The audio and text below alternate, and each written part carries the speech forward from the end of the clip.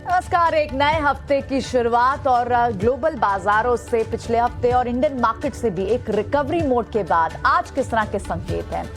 इस हफ्ते के लिए क्या बड़े ट्रिगर्स आपको ग्लोबल मार्केट से मिलेंगे? इंडियन मार्केट्स के लिए ट्रेड सेटअप क्या होगा? और महाकुंभ, हमारा खास मेगा कवरेज, उससे क्या क्या बड़े बड़े हमारे लिए वैल्यूएबल व्यूअर्स के लिए क्या क्या निकल कर आई इंफॉर्मेशन, इस पर भी चर्चा होगी।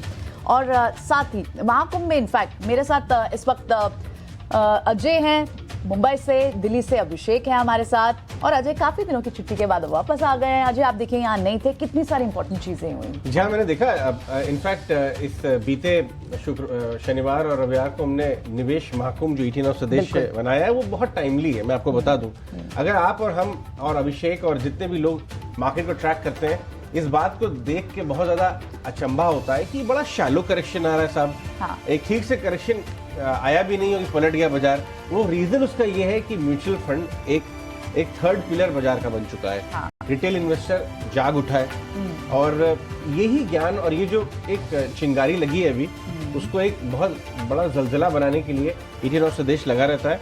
और म्यूचुअल फंड्स का रोल पर्सनल फाइनेंस में बढ़े, आप एक और इंटेलिजेंट और सचेत इन्वेस्टर बन सकें, इसी को आगे बढ़ाने के लिए हमने ये निवेश। और आपको पता है अजय, पूरी इंडस्ट्री में जितने स्टॉलवर्ड्स हैं, जितने बड़े दिग्गज नाम हैं, 80% of the industry is present here. जी हाँ, मैं देख रहा था नवनीत मनोज जी गाना गा रहे थे, नीलेश शाह जी गाना गा रहे थे, 30-35 साल से बाजार में हैं। और जब ये लोग आके निवेशकों को, हमारे व्यूअर्स को आके समझाते हैं कि किस तरह से आपको म्यूचुअल फंड जैसा एक आम प्रोडक्ट बहुत मजबूत ताकत बन सकता है आपके personal finance over the period of time, आपको वेल्दी बनाने में, आपको ढेर सारा प्रॉस्पेरिटी दिलाने का। तो ये हमारी एक पहल थी जो आप लोगों ने सराहा और निवेशकों को बहुत प्यार मिला है हमें। और इस तरह के और भी इनिशिएटिव्स ईटी नाउ स्वदेश पे लगातार आपको मिलते ही रहेंगे। बिल्कुल। चलिए, तो आज भी आपको दिन भर में कई खास झलकियां दिखाएंगे इस पूरे महाकुंभ से। लेकिन अब आज के सेटअप में कौन सी क्रूशियल बातें हैं जिन पर आपको ध्यान रखना है? चलिए एक बार 4 बड़े ट्रिगर्स को समझ लेते हैं जो आज का ट्रेड सेटअप समझाने में, समझने में आपको मदद करेंगे। पहली बात तो यूएस मार्केट से शुक्रवार को भी वहां गिरावट थी। इनफैक्ट गिफ्ट 50 भी आप देखें तो हालांकि हमने एक अच्छी रैली दिखाई, एक रिबाउंड रैली हमारी शुक्रवार को देखने को मिलती है। देखना होगा गिफ्ट निफ्टी इस पर जो ग्लोबल वीकनेस पर अभी जो रिएक्ट कर रहा है वो किस तरह से कर रहा है। हालांकि वहां पर टेक अर्निंग्स की वजह से नैस्डैक में इतना बुरा माहौल नहीं था। लेकिन ऑफ कोर्स ग्लोबल मार्केट्स को ब्रीफली टच बेस करते हैं। इस हफ्ते के लिए बड़े ट्रिगर्स क्या है, वहां क्यों क्या है, किस लिए बाजार एडजस्ट हो रहा है। और दूसरे जो नंबर्स आए शुक्रवार को, रिलायंस के नंबर्स आए, बीपीसीएल, डॉक्टर रेड्डीज के तो खैर मार्केट हाउस में आ गए थे। लेकिन ओवर द वीकेंड कई सारे कैश मार्केट्स के नंबर आए थे, एनटीपीसी, कई रियल एस्टेट फर्म्स के नंबर्स आए। वहां पर किस तरह की trade strategy post the numbers, अच्छे सेट ऑफ नंबर्स पर कैसी बन रही है। और जो नंबर्स आज आने हैं, यूपीएल के नंबर्स आने हैं। यूपीएल ऑलमोस्ट काफी करेक्ट हो भी चुका है। इनफैक्ट सारे सेक्टर्स में वीकनेस रही है। तो जिन नंबर्स पर आज रिएक्ट कर सकता है बाजार, जिन अर्निंग्स के ट्रिगर पर, उनको डिस्कस करेंगे। और साथ ही मैक्स एस्टेट्स की जो लिस्टिंग आज है उस पर भी बात होगी और जो प्राइमरी मार्केट में तमाम दूसरा एक्शन है उस पर भी बात होगी।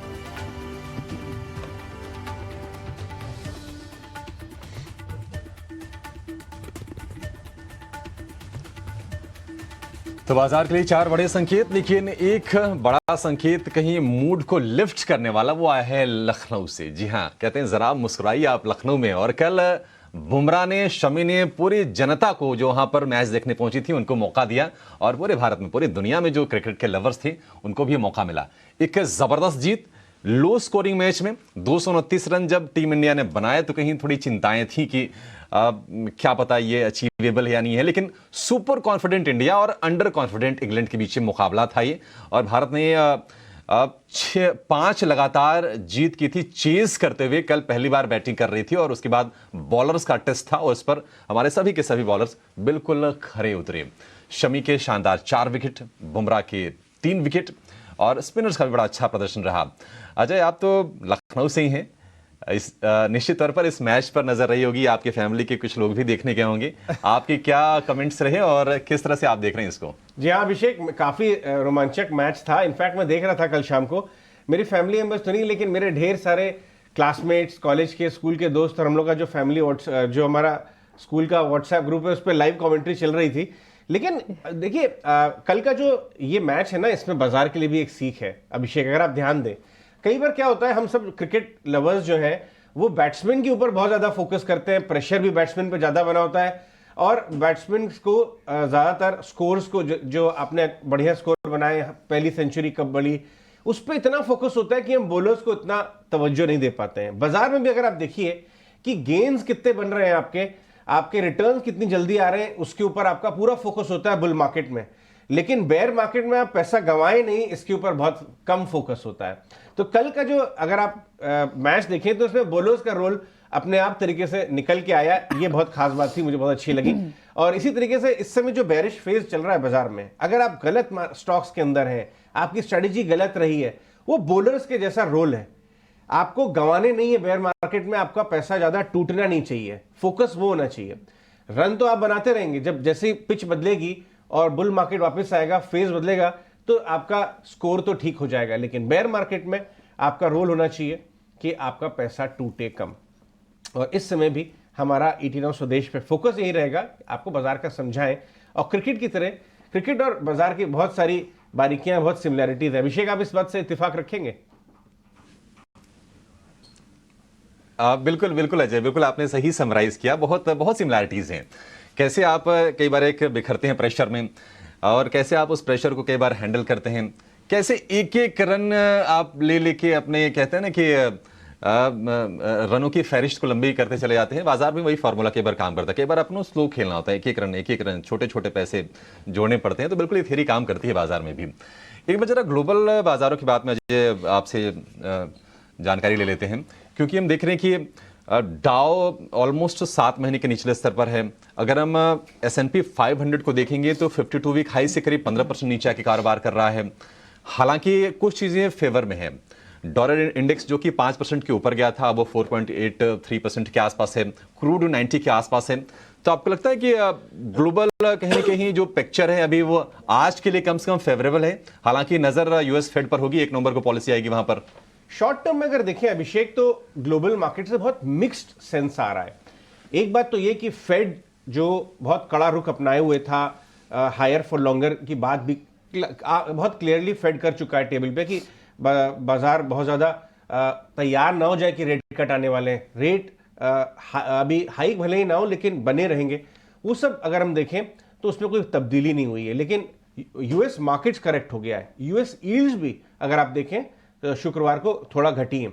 आप अपने डॉलर इंडेक्स की बात की, एक तरफ तो 107 जाके 105 के नीचे आई है, लेकिन यूएस इकोनॉमी का डेटा देखिए आप, इतना स्ट्रांग यूएस इकोनॉमी में डेटा आ रहा है। 4.9% Q2 जीडीपी आया, और ये तब जब अनप्रेसिडेंटेड रेट हाइक यूएस ने देखे, ऐसे कभी नहीं देखे। वो स्लो डाउन इंजीनियर करना चाह रहा है फेड, उसके बाद भी स्लो डाउन दिख नहीं रहा है, क्योंकि स्लो डाउन का जो Q2 जीडीपी है वो एक्चुअल डेटा है, वो तो धराशायी हो जाना चाहिए था, कमजोर आना चाहिए था, लेकिन नहीं आया है अभी। ये देखने वाली बात है। दूसरी बात, कल की कमेंट्री बहुत इंपॉर्टेंट रहेगी मेरे हिसाब से, इमर्जिंग मार्केट्स के लिए बहुत इंपॉर्टेंट रहेगी, क्योंकि ये यहां से मालूम चलेगा कि यील्ड्स का रुख क्या हो पाता है। लेकिन फायदे की बात यह है कि पूरे ग्लोबल मार्केट्स में तो होके आया, दुबई और लंदन में भी काफी एसेट एलोकेटर्स के साथ बात कर रहा था, बहुत पैसा साइड में बैठा हुआ है ग्लोबली भी, और इन्वेस्टेड नहीं है। इनफैक्ट घर की हम अपने इमर्जिंग मार्केट के लिए बात करें तो ये फायदेमंद है। यील्ड का नीचे आना, डॉलर इंडेक्स में बहुत वन साइडेड रैली ना होना, उसका भी थोड़ा सा नरमी वाला पेश हुआ है, 105 के नीचे आ गई है। ये नियर टर्म में पॉजिटिव हो सकता है, लेकिन जब तक ये इजराइल का मामला पूरी तरह सॉल्व नहीं हो जाता है, बहुत क्लियर संकेत इन्फ्लेशन ने घटने के यूएस मार्केट में नहीं आते हैं। ये मानना नहीं चाहिए जो आपने बताया ना कि टॉप से 15% घट गया है बाजार, ग्लोबल मार्केट, कोई बहुत मेजर रिबाउंड आने वाला है। ठीक है, मेजर रिबाउंड ग्लोबल मार्केट्स में अगर नहीं अभी दिख रहा है अजय, लेकिन लास्ट वीक हमने जिस तरह से हैमरिंग देखी है, 2-2.5% इंडेक्स स्लाइड हो गए। हालांकि शुक्रवार को भले हम रिबाउंड हुए, 1% निफ्टी रिबाउंड हुआ है, लेकिन अब ये जो रिकवरी का ट्रेड है, ये जो एक जो रैली दिख रही है, इसमें लेग्स कितनी है? क्या हम भी ग्लोबल वीकनेस देखिए, इसको रैली कहना शायद अभी थोड़ा सा जल्दबाजी होगा, ये रिबाउंड जरूर है। और मैं आपको बताऊं, मैं कहीं अभी था लेकिन मैं बाजार बहुत क्लोजली फॉलो कर रहा था, बाजार के लोगों से मिला भी बहुत। थर्सडे के लो से अगर आप देखें तो 18,800 के आसपास से हम रिबाउंड किए हैं। तो अगर आपको रिबाउंड देखना है, वो प्योर फ्राइडे का मत देखिए, आप थर्सडे के लो से देखिए, तो बहुत सॉलिड रिबाउंड आया है। स्मॉल कैप मिड कैप में तो आउट परफॉर्मेंस आ गई है। ऐसा लग रहा था कि बस पैसा साइड में बैठा है कि घटे स्मॉल कैप मिड कैप, और हम पैसा झोंकने आ गए, और वही हमने देखा। लेके आइए अच्छी बात यह बाजार को सपोर्ट नियर टर्म में ओवरसोल्ड हो चुका है। सपोर्ट मिल रहा है बाजार को क्योंकि एफआईआई की जो पोजीशन है वो मल्टी मंथ लो पे है, लॉन्ग पोजीशंस, करेक्ट, और short positions multi month high पे हैं। तो ये बाजार को सपोर्ट करेगा। पैसा तो आप देख ही रही हैं कि कितना ज्यादा साइड में बैठा है। हमने निवेश महाकुंभ भी किया, पूरी एमएफ कम्युनिटी हमने कैलकुलेट किया था, पूरी म्यूचुअल फंड कम्युनिटी अभी कुल मिला के 1.25 लाख करोड़ कैश पे बैठी हुई है। क्योंकि हमारे इंडियन म्यूचुअल फंड्स वो बाजार में जो गिरावट आई है उसके पहले ही कॉशियस हो गए थे। तो इतना पैसा अगर साइड में बैठा है और दूसरी तरफ इतनी शॉर्ट पोजीशन ऑलरेडी बिल्ट हो गई है आपके बाजार में, तो फॉल्स तो कुशन्ड होंगे ही, बिल्कुल फॉल छोटे होंगे और शैलो होंगे। आज की जो इम्प्लाइड ओपन दिखा रही है मामूली कमजोरी, इसके बाद आपको ये करना चाहिए, नियर टर्म ओवरसोल्ड ने तो एक रिबाउंड खेलना है, बाजार में चल भी रहा है रिबाउंड, लेकिन आधा पौन घंटे देखिए बाजार क्या रुख लेता है। टेक्निकल्स के हिसाब से देखें तो भाई 18,800 के आसपास बहुत स्ट्रांग सपोर्ट है। राइट, बहुत सारे हमारे पैनलिस्ट अभी जुड़ेंगे भी हमारे साथ, हम उनसे बात भी करेंगे। दूसरी इंपॉर्टेंट बात है, 14% इंडेक्स का वेट इस बार रिजल्ट है।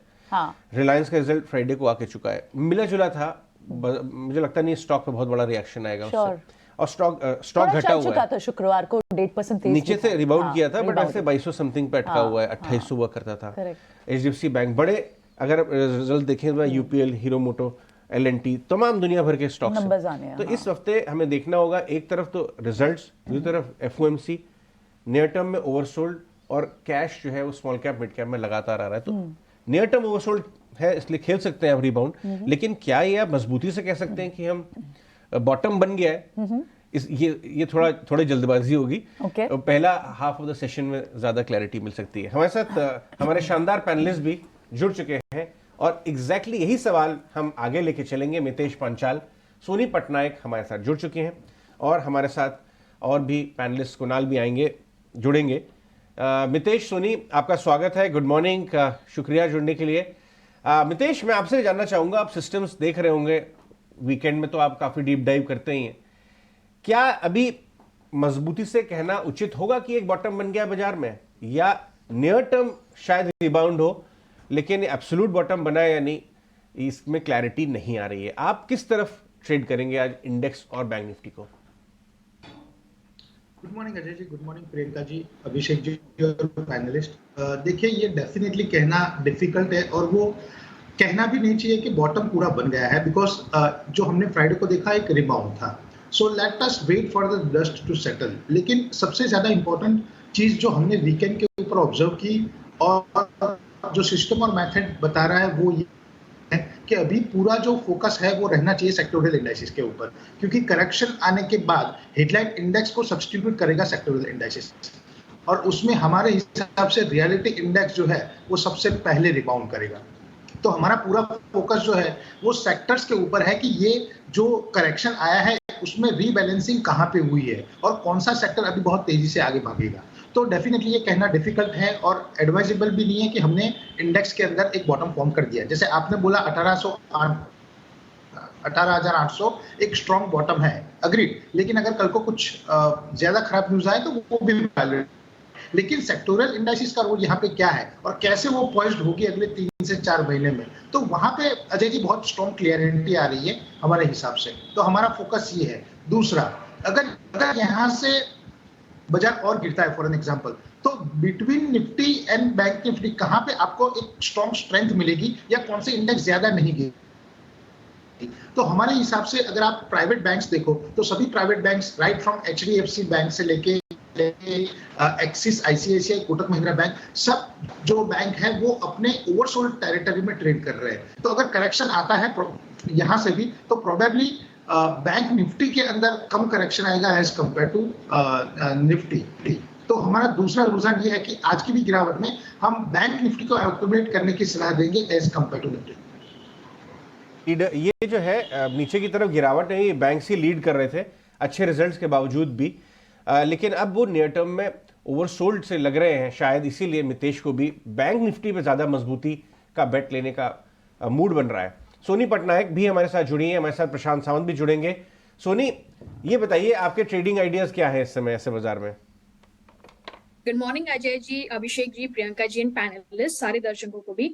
मेरा जो ट्रेडिंग आइडिया रहेगा वो मिड कैप आईटी स्पेस में रहेगा। टेक्नोलॉजी और एफएमसीजी, ये दो सेक्टर्स में से आज मेरे स्टॉक पिक्स हैं। ये दो अकेले सेक्टर्स हैं जो कि अक्टूबर टू नवंबर सीरीज में mixed sentiments of roll over दिखाएं, यानी कि थोड़े डिसेंट है और थोड़े से वीक परफॉर्मेंस में है। बाकी सारे sectors, banking, reality, cement, chemicals काफी वीक और शॉर्ट रोल ओवर दिखा के गए हैं। सो उसमें से मुझे कोई खास स्ट्रेंथ नजर नहीं आ रही है।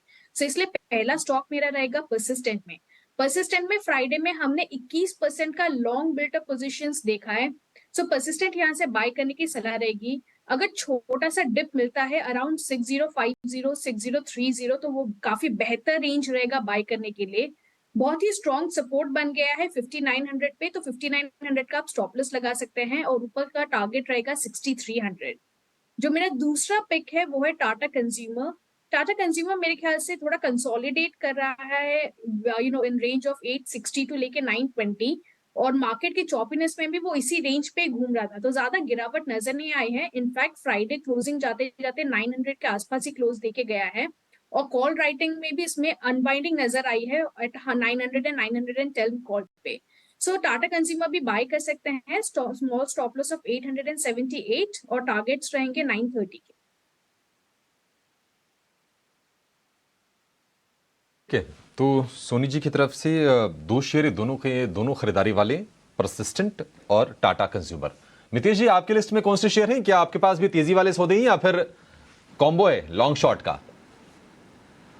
अभिषेक जी, तेजी वाले ही सौदे हैं, क्योंकि गिरावट के बाद बहुत ही स्ट्रॉन्ग रिकमेंडेशन सिस्टम और मेथड के हिसाब से आया है मिड कैप स्टॉक्स में। सबसे पहला है एआईए इंजीनियरिंग। एआईए इंजीनियरिंग आप देखो तो 3480 से लेके 3500 के बीच में एक स्ट्रॉन्ग बेस बनाया है, तो हमें लग रहा है कि आफ्टर अ करेक्शन ये जो स्टॉक है वो स्ट्रांगली रीरेट होगा और बहुत ही स्ट्रॉन्ग बाइंग इसमें देखने के लिए मिलेगी। तो एआईए इंजीनियरिंग बाय करना है करंट लेवल के ऊपर। आपका स्टॉप लॉस रहेगा 3180, आपका टारगेट रहेगा 3945। दूसरा जो स्टॉक है वो है फाइन ऑर्गेनिक्स का। अगर आप फाइन ऑर्गेनिक्स का भी चार्ट देखो तो 4400 से लेकर 4500 में ये करेक्शन के दौरान एक अच्छा एक्यूमुलेशन देखा गया है, और हमें लग रहा है कि स्टॉक जो है एक नई ट्रेडिंग रेंज में एंटर होगा। तो फाइन ऑर्गेनिक्स में 4125 के स्टॉप लॉस से इसमें ट्रेड लेना है, टारगेट रहेगा 5050। और तीसरा है वीएसटी इंडस्ट्रीज। वीएसटी इंडस्ट्रीज में भी एक बहुत ही स्टीप करेक्शन आया है, और मंथली और क्वार्टरली चार्ट के हिसाब से अभी वो करेक्शन खत्म होकर स्टॉक एक नई ट्रेडिंग रेंज में एंटर होगा। तो वीएसटी इंडस्ट्री में 2975 के स्टॉप लॉस से बाय करना है, टारगेट रहेगा 3625 का। ऑल राइट, ठीक है। सो ये तो हुई मितेश की आज की ट्रेडिंग कॉल्स। प्रशांत सावंत भी हमारे साथ जुड़ गया पैनल पर, उनसे भी बात करते हैं। प्रशांत, बताएं आपके ट्रेडिंग आइडियाज क्या होंगे? जी प्रियंका, वेरी गुड मॉर्निंग। मैं थोड़ा कंजर्वेटिव रहूंगा और दो स्टॉक्स जो मेरे रहेंगे वो एक होगा state bank of India, SBI. या मुझे लग रहा है पीएसयू बैंकिंग एक अच्छी बेस बना चुका है, एक अच्छे लेवल पे आ चुका है, और यहाँ पे मेरा स्टॉप लॉस होगा 548 स्पॉट क्लोजिंग बेसिस। जो टारगेट पे देख रहा हूँ वो होगा 575 से लेके 580, 580 के आसपास। नेक्स्ट पिक मेरी होगी टाटा कंज्यूमर। यहाँ पे एक अभी तक हायर टॉप्स हायर बॉटम्स का जो सीरीज है वो इंटैक्ट है, तो यहाँ पे मैं टाटा कंज्यूमर रेकमेंड करूंगा। मेरा स्टॉप लॉस होगा 770 स्पॉट क्लोजिंग, और जो टारगेट में देख रहा हूँ वो होगा 835 से लेके 845, 840 के आसपास। तो प्रशांत की भी हमारे पास ट्रेडिंग बेट्स आ गए, टाटा कंज्यूमर के भी नंबर्स हैं इनफैक्ट आज ही। तो ठीक है, सारे स्टॉक पिक्स आज की आ गई हैं। अब रिसर्च टीम से शरद को भी लेकर आते हैं, वमाक्षी भी ब्रोकरेज के लिए जुड़ेंगी। पहले शरद से समझते हैं ओवर द वीकेंड जो बड़ी अर्निंग्स आई थी और जहां पे स्टॉक जहां पे भी न्यूज फ्लो बेस्ड एक्शन हो सकता है। बताएं शरद, मॉर्निंग पहले अर्निंग्स बताएं कौन कौन सी मेजर आई। अर्निंग्स पे अगर फोकस करें तो यहाँ पे जो है हमारी जो ओवरऑल अर्निंग्स देखेंगे तो यहाँ पे रिलायंस सबसे पहले रहेगा फोकस में। यहाँ पे देखें तो कंसोलिडेटेड बेसिस पे तो largely inline set of numbers देखने मिल रहे हैं, और अगर जियो की बात करें तो यहाँ पे भी जो है इनलाइन सेट ऑफ नंबर्स आए। अगर बात करें रिटेल सेगमेंट की तो थोड़ी मार्जिनली बेटर आई एस्टिमेट से, एंड ऑफकोर्स फेस्टिव सीजन का इम्पैक्ट है, और उनके जो रिमेनिंग बिजनेस है ऑयल टू केमिकल यहाँ पे एक मार्जिनल मिस देखने मिला है। दूसरा स्टॉक फोकस में रहेगा M&M फाइनेंस। यहाँ पे largely weak set of numbers देखने मिले हैं।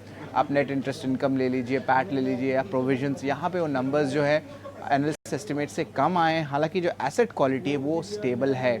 ओबरॉय रियल्टी की नंबर्स बहुत स्ट्रांग आए हैं। आप टॉप लाइन देख लीजिए, बॉटम लाइन देख लीजिए, यहाँ पे बहुत एक अच्छा ग्रोथ देखने मिला। और कंपनी की जो प्री सेल्स नंबर्स आई थी उसमें भी बहुत अच्छी स्ट्रेंथ आई थी ऑपरेशनली। जुपिटर वैगन्स की बात करें, रेलवे थीम की स्टॉक, और यहाँ पे देखें तो रेवेन्यू जो है 111% बढ़ा है ईयर ऑन ईयर बेसिस पे, तो इसमें भी स्ट्रेंथ आया है।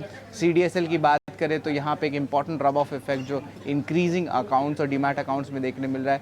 अब यहाँ पे देख सकते हैं रेवेन्यू भी लगभग 40% बढ़ा है, और इम्पॉर्टेंटली BSE का भी स्टेक इस स्टॉक में ऑलमोस्ट 15% का है। AU स्मॉल फाइनेंस बैंक की बात करें तो largely weak set of numbers आए हैं, और अक्रॉस ऑल द पैरामीटर्स जो हैं हम कह सकते हैं कि एनालिस्ट एस्टिमेट से जो है कम नंबर्स देखने मिले हैं। लेकिन जो स्मॉल कैप स्पेस या मिड कैप स्पेस में जो एक इंपॉर्टेंट स्टॉक है ग्रीन लैम्प इंडस्ट्रीज, उसको रडार में ज़रूर रखिएगा। यहाँ पे बहुत स्ट्रॉन्ग सेट ऑफ नंबर्स देखने मिले हैं। टॉप लाइन में भी 17% का ग्रोथ आया है, लेकिन जो एबिटा मार्जिन की बात करें यहाँ पे भी 216 बेसिस पॉइंट्स का आपको एक्सपेंशन देखने मिला है। ये तो हुई अर्निंग्स। अब बताएं और दूसरे कौन से स्टॉक्स हैं जिन पे न्यूज़ का एक एक्शन हो सकता है आज? जी बिल्कुल, पहले प्राइमरी मार्केट एक्शन के बारे में भी मैं बता देता हूँ। सबसे पहले जो है मैक्स एस्टेट्स की जो है आज लिस्टिंग होने वाली है एक्सचेंजेस में। अब याद रखिए कंपनी में जो है इंपॉर्टेंट कॉर्पोरेट रिस्ट्रक्चरिंग हुई थी, और अब सिर्फ रियल एस्टेट का जो बिजनेस है वही जो है आपको लिस्टेड में देखने मिलेगा। सेलो वर्ल्ड की IPO ओपन होने वाली है आज से। जो प्राइस जो रखा है 617 to 648 रुपीज़ पर शेयर रखा है, और इम्पॉर्टेंट बात यह है कि जो IPO साइज़ है 1900 करोड़ का है, जो फुल्ली OFS है। और इम्पॉर्टेंट एंकर इन्वेस्टर्स की कल जो है लिस्ट आई है, जहाँ पे इंक्लूड करते हैं नाम जैसे कि CLSA, गोल्डमैन सैक्स और मॉर्गन स्टैनली। अब जो है खबरों वाले शेयर्स पे फोकस करें तो डॉक्टर रेड्डीज फोकस में रहेगा। यहाँ पे नेगेटिव इम्पैक्ट देखने मिल सकता है, क्योंकि जो उनकी हैदराबाद की प्लांट है उनमें 10 ऑब्जर्वेशंस आए हैं US FDA द्वारा। अब ये फॉर्म 483 का ऑब्जर्वेशंस है, और ये प्लांट इसलिए इम्पॉर्टेंट है क्योंकि इस प्लांट से जो है रफली 30% ऑफ टोटल US रेवेन्यूज़ आते हैं। अब US रेवेन्यूज़ लगभग 46% आपके टोटल सेल्स में देखने मिलते हैं, तो ये एक इम्पॉर्टेंट नेगेटिव डेवलपमेंट देखने मिल रहा है। अल्ट्राटेक सीमेंट का भी इम्पॉर्टेंट कैपेक्स एक्सपेंशन का प्लान आया है, जहाँ पे वो अपनी जो ओवरऑल ग्रे सीमेंट कैपेसिटी है वो ऑलमोस्ट 37% तक बढ़ जाएगी, और इसका जो टोटल इन्वेस्टमेंट है 13,000 करोड़ का है। हालांकि इंटरनल एक्रूअल से होगा, और FY26 से ये जो कैपेसिटीज एक्सपेंशन है वो किक इन करेगी, लेकिन आज के दिन के ट्रेड में जो इम्पैक्ट आएगा specially mid cap cement companies के लिए ये नेगेटिव हो सकता है, तो इसको ज़रूर ट्रैक करिएगा। और आखिर में IRB इंफ्रा फोकस में रहेगा। यहाँ पे लगभग 4000 करोड़ का ऑर्डर जो है NHAI द्वारा आया है उनके ऑर्डर बुक में। यहाँ पे ऑपरेशन मेंटेनेंस का भी उसमें ऑर्डर जो है इंक्लूडेड है, तो यहाँ पे भी इंपॉर्टेंट डेवलपमेंट है और एक पॉजिटिव रिएक्शन देखने मिल सकता है।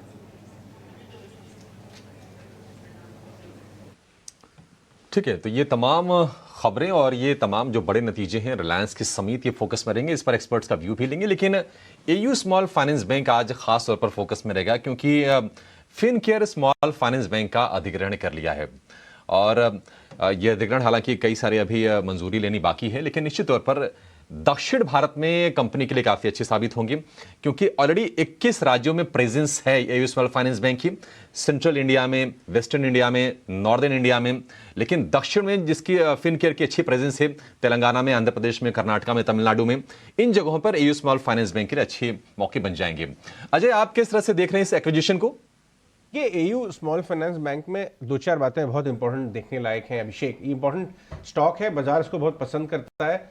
ये एक प्रीमियम पे ट्रेड होता है सेक्टर से, क्योंकि हाई ग्रोथ और क्वालिटी मैनेजमेंट। इनके जो नतीजे हैं वो थोड़े से सॉफ्ट आए थे इस बार, तो इस वजह से लोगों को थोड़ी चिंता थी कि ये वन ऑफ है या नंबर कमजोर हो गए। तो एक पॉइंट तो ये है कि थोड़ा सा दबाव प्योरली रिजल्ट के यहाँ पे बन सकता है। लेकिन दूसरी तरफ जो इन्होंने एक्विजिशन किया है, करीब 500 ब्रांचें मिलेंगी इनको। अब साइज और ग्रोथ तो इन्होंने कई सालों से हाई ग्रोथ फेज में रहा है और क्वालिटी मैनेजमेंट है। अब इनको जो है ब्रांच एक्सपेंशन और रीच चाहिए, जिससे डिपॉजिट मोबिलाइजेशन हो सके।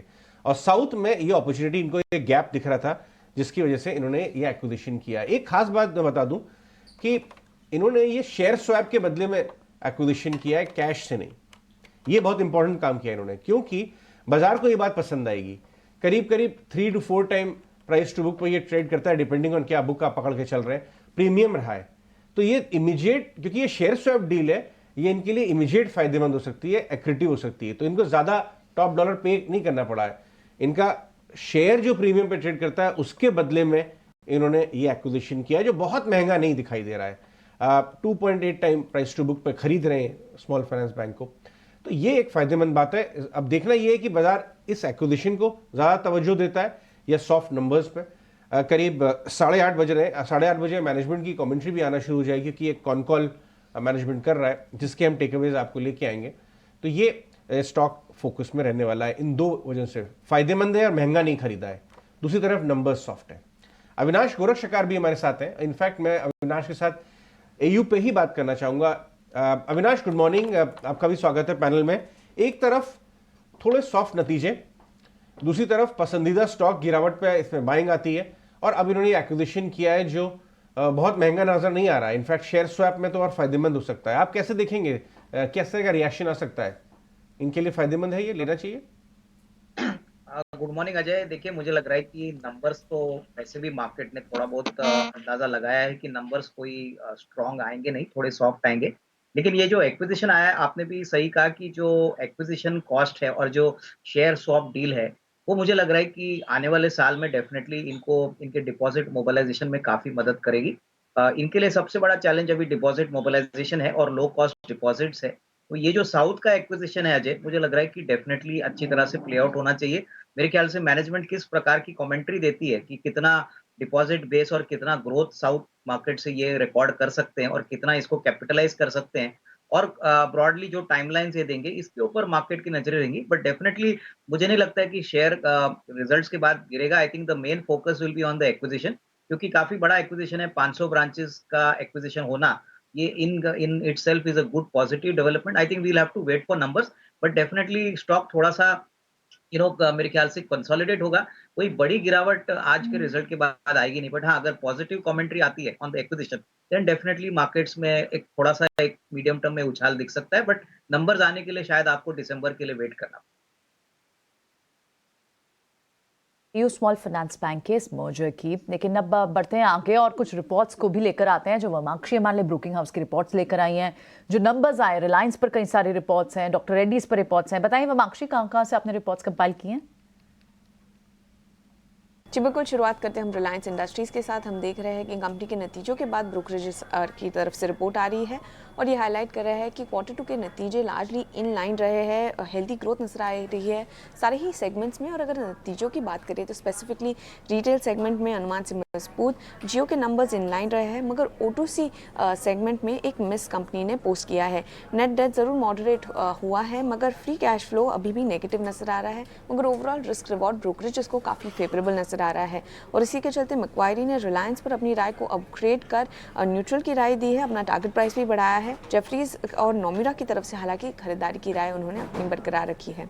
इसके अलावा मारुति सुजुकी पर भी हम फोकस करेंगे। ब्रोकरेजेस हाईलाइट कर रहे हैं कि काफ़ी मजबूत नंबर्स कंपनी ने पेश किए हैं और लार्जली मार्जिन्स के चलते बीट कंपनी ने पोस्ट की है। काफ़ी मजबूत मार्जिन टेलविंड्स जो है वो नियर टर्म में सस्टेन होते हुए नजर आ रहे हैं और इनफैक्ट कंपनी ने मार्केट शेयर गेन्स भी पोस्ट किए हैं। नए मॉडल्स उन्होंने लॉन्च किए हैं SUV सेगमेंट में और ओवरऑल आउटलुक भी स्टडी नजर आ रहा है। और इसी के चलते मैक्वायरी ने मारुति पर अपनी आउट परफॉर्म की राय को बरकरार रखा, नोमिरा ने मारुति पर अपनी न्यूट्रल की राय को बरकरार रखा और दोनों ही ब्रोकरेज हाउसेस ने मारुति पर अपनी टारगेट प्राइस को बढ़ाया है।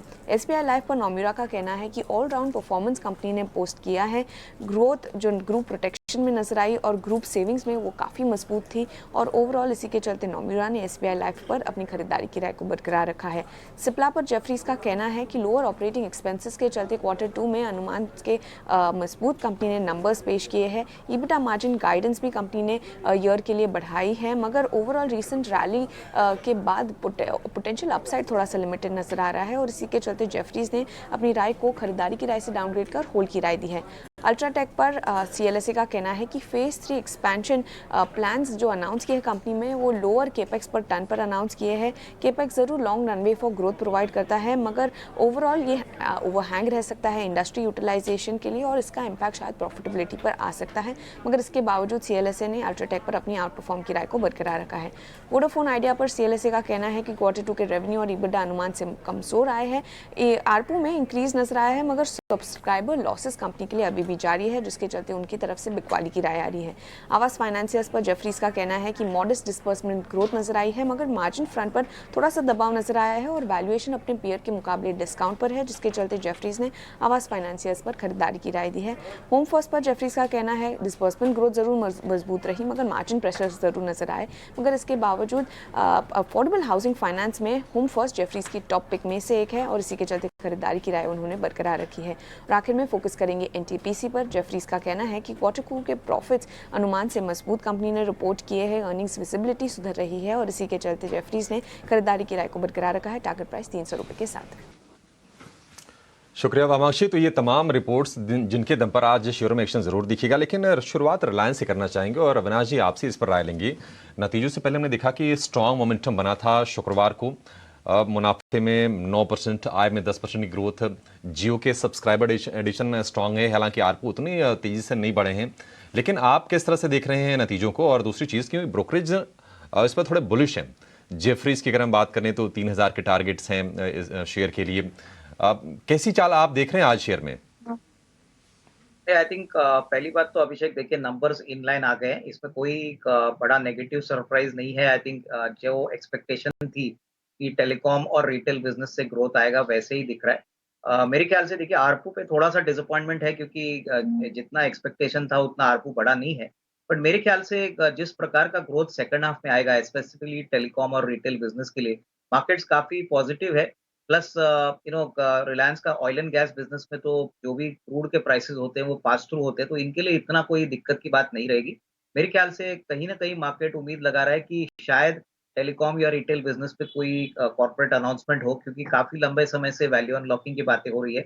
तो कहीं ना कहीं अगर इस तरीके का न्यूज फ्लो आता है तो ही एक बड़ी री-रेटिंग आपको रिलायंस में देखने को मिलेगी। अदरवाइज मुझे लग रहा है कि मार्केट्स ये रिजल्ट्स को आई थिंक प्राइस में ऑलरेडी डिस्काउंट कर चुका है। जिनके पास है वो होल्ड करे। मेरे ख्याल से अगर नजरिया 12-15 महीने का है तो मुझे लग रहा है कि इसमें अच्छी री-रेटिंग मिलेगी, बट डेफिनेटली एक वर्थवाइल स्टॉक है अगर आपके पोर्टफोलियो में अभी आपको इंक्लूड करना है, क्योंकि डेफिनेटली ट्रिगर्स तो है और ये कब प्ले आउट होंगे वो कहना मुश्किल है, लेकिन डेफिनेटली नेक्स्ट 12 टू 15 मंथ्स में आउटलुक पॉजिटिव। बिल्कुल, 12 से 15 महीने के दृष्टिकोण से शेयर ठीक है, भाव के लिहाज से भी आकर्षक है और तमाम एक्सपर्ट्स 2300 साढ़े 2300 की रेंज में जब ये शेयर था तो उनकी बाय कॉल निकल के आ रही थी और अब नतीजे भी आ गए, तो चीजें पिक्चर यहां से ज्यादा साफ हो रही है। लेकिन निश्चित तौर पर री रेटिंग बड़ी वाली तब होगी जब रिटेल को लेकर, जियो को लेकर कुछ अनाउंसमेंट्स कंपनी से आती हैं। लेकिन अजय आप किस तरह से देख रहे हैं, क्योंकि आप रिलायंस को काफी लंबे समय से ट्रैक करते रहे हैं, तो प्राइमा फेसी तो नतीजे ठीक ठाक ही दिख रहे हैं, जो कंसर्न्स थे वो अविनाश जी ने हाईलाइट्स कर भी दिए हैं। आप कैसे देख रहे हैं इसको? देखिए ये रिलायंस जो है वो रिजल्ट प्ले कम हो गया है, भाव के हिसाब से ज्यादा प्ले हो गया है। अगर आप देखें थर्सडे का लो 2220 2230 के आसपास चला गया था ये, और वहां पे एक बहुत कंपेलिंग बाय बन गया था।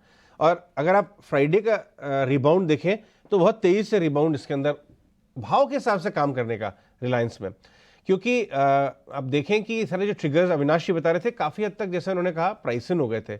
अब स्पेसिफिक कॉर्पोरेट अनाउंसमेंट की बाजार को जब भनक लगेगी या कोई हवा आएगी तब ज्यादा रिएक्ट करेगा, वरना एक्सट्रीम ओवरसोल्ड में कंफर्टेबली ये स्टॉक लेने वाला है, क्योंकि रिबाउंड आता ही है इसमें। और भाव से निकल जाइए, आपको 60 70 50 रुपए मिले अपनी श्रद्धा के अनुसार निकल जाइए। जियो फाइनेंशियल में आपने देखा थर्सडे फ्राइडे को प्रमोटर ने बाइंग भी की है, वो जो आप कह रहे हैं कि वहां ज्यादा, अगर आप देखिए 209 का लगभग लो बना था थर्सडे का और 222 23 24 पे बंद हुआ है। इनफैक्ट हमारे पैनलिस्ट हैं, ये दोनों ही लेके चलते हैं स्टॉक वहां पे। प्रशांत, रिलायंस पे क्या व्यू ट्रेड के हिसाब से? अजय जी ओवरऑल रिलायंस एक काफी स्लगिश रहा है। इनफैक्ट पिछले ऑलमोस्ट एक महीने से डेढ़ महीने तक लेके अगर हम इस मूव को देखें तो ये series of lower tops lower bottoms बना रहा है। और ओवरऑल अब मुझे लग रहा है जो गुरुवार को लो बना हुआ था करीबन 2220, ये स्टॉक के लिए एक मेक और ब्रेक लेवल होगा। तो यहाँ पे कोई भी कमजोरी या कोई भी थोड़ा वीकनेस दिख जाए तो 2220 स्पॉट क्लोजिंग बेसिस से खरीदना चाहिए। खरीदना इसलिए नहीं चाहिए कि ये स्ट्रॉन्ग उछाल दे सकता है, खरीदना इसलिए चाहिए कि रिस्क कम है। तो ये एक इन्वेस्टर स्ट्रैटेजी होगी और यहाँ से अगर ये स्टॉप लॉस इंटैक्ट रह के हमें पुल बैक मिले तो ये स्टॉक करीबन 2340 2350 तक जा सकता है। तो रिस्क रिवॉर्ड काफी अच्छा है, वो हिसाब से मुझे लग रहा है 2220 के spot closing basis stop loss से इसको खरीदना चाहिए। जियो फाइनेंशियल का डेटा तो कम है, लेकिन जितना है डेटा वो कुछ बता रहा है तस्वीर। आप व्यू ले सकते हैं ट्रेड का।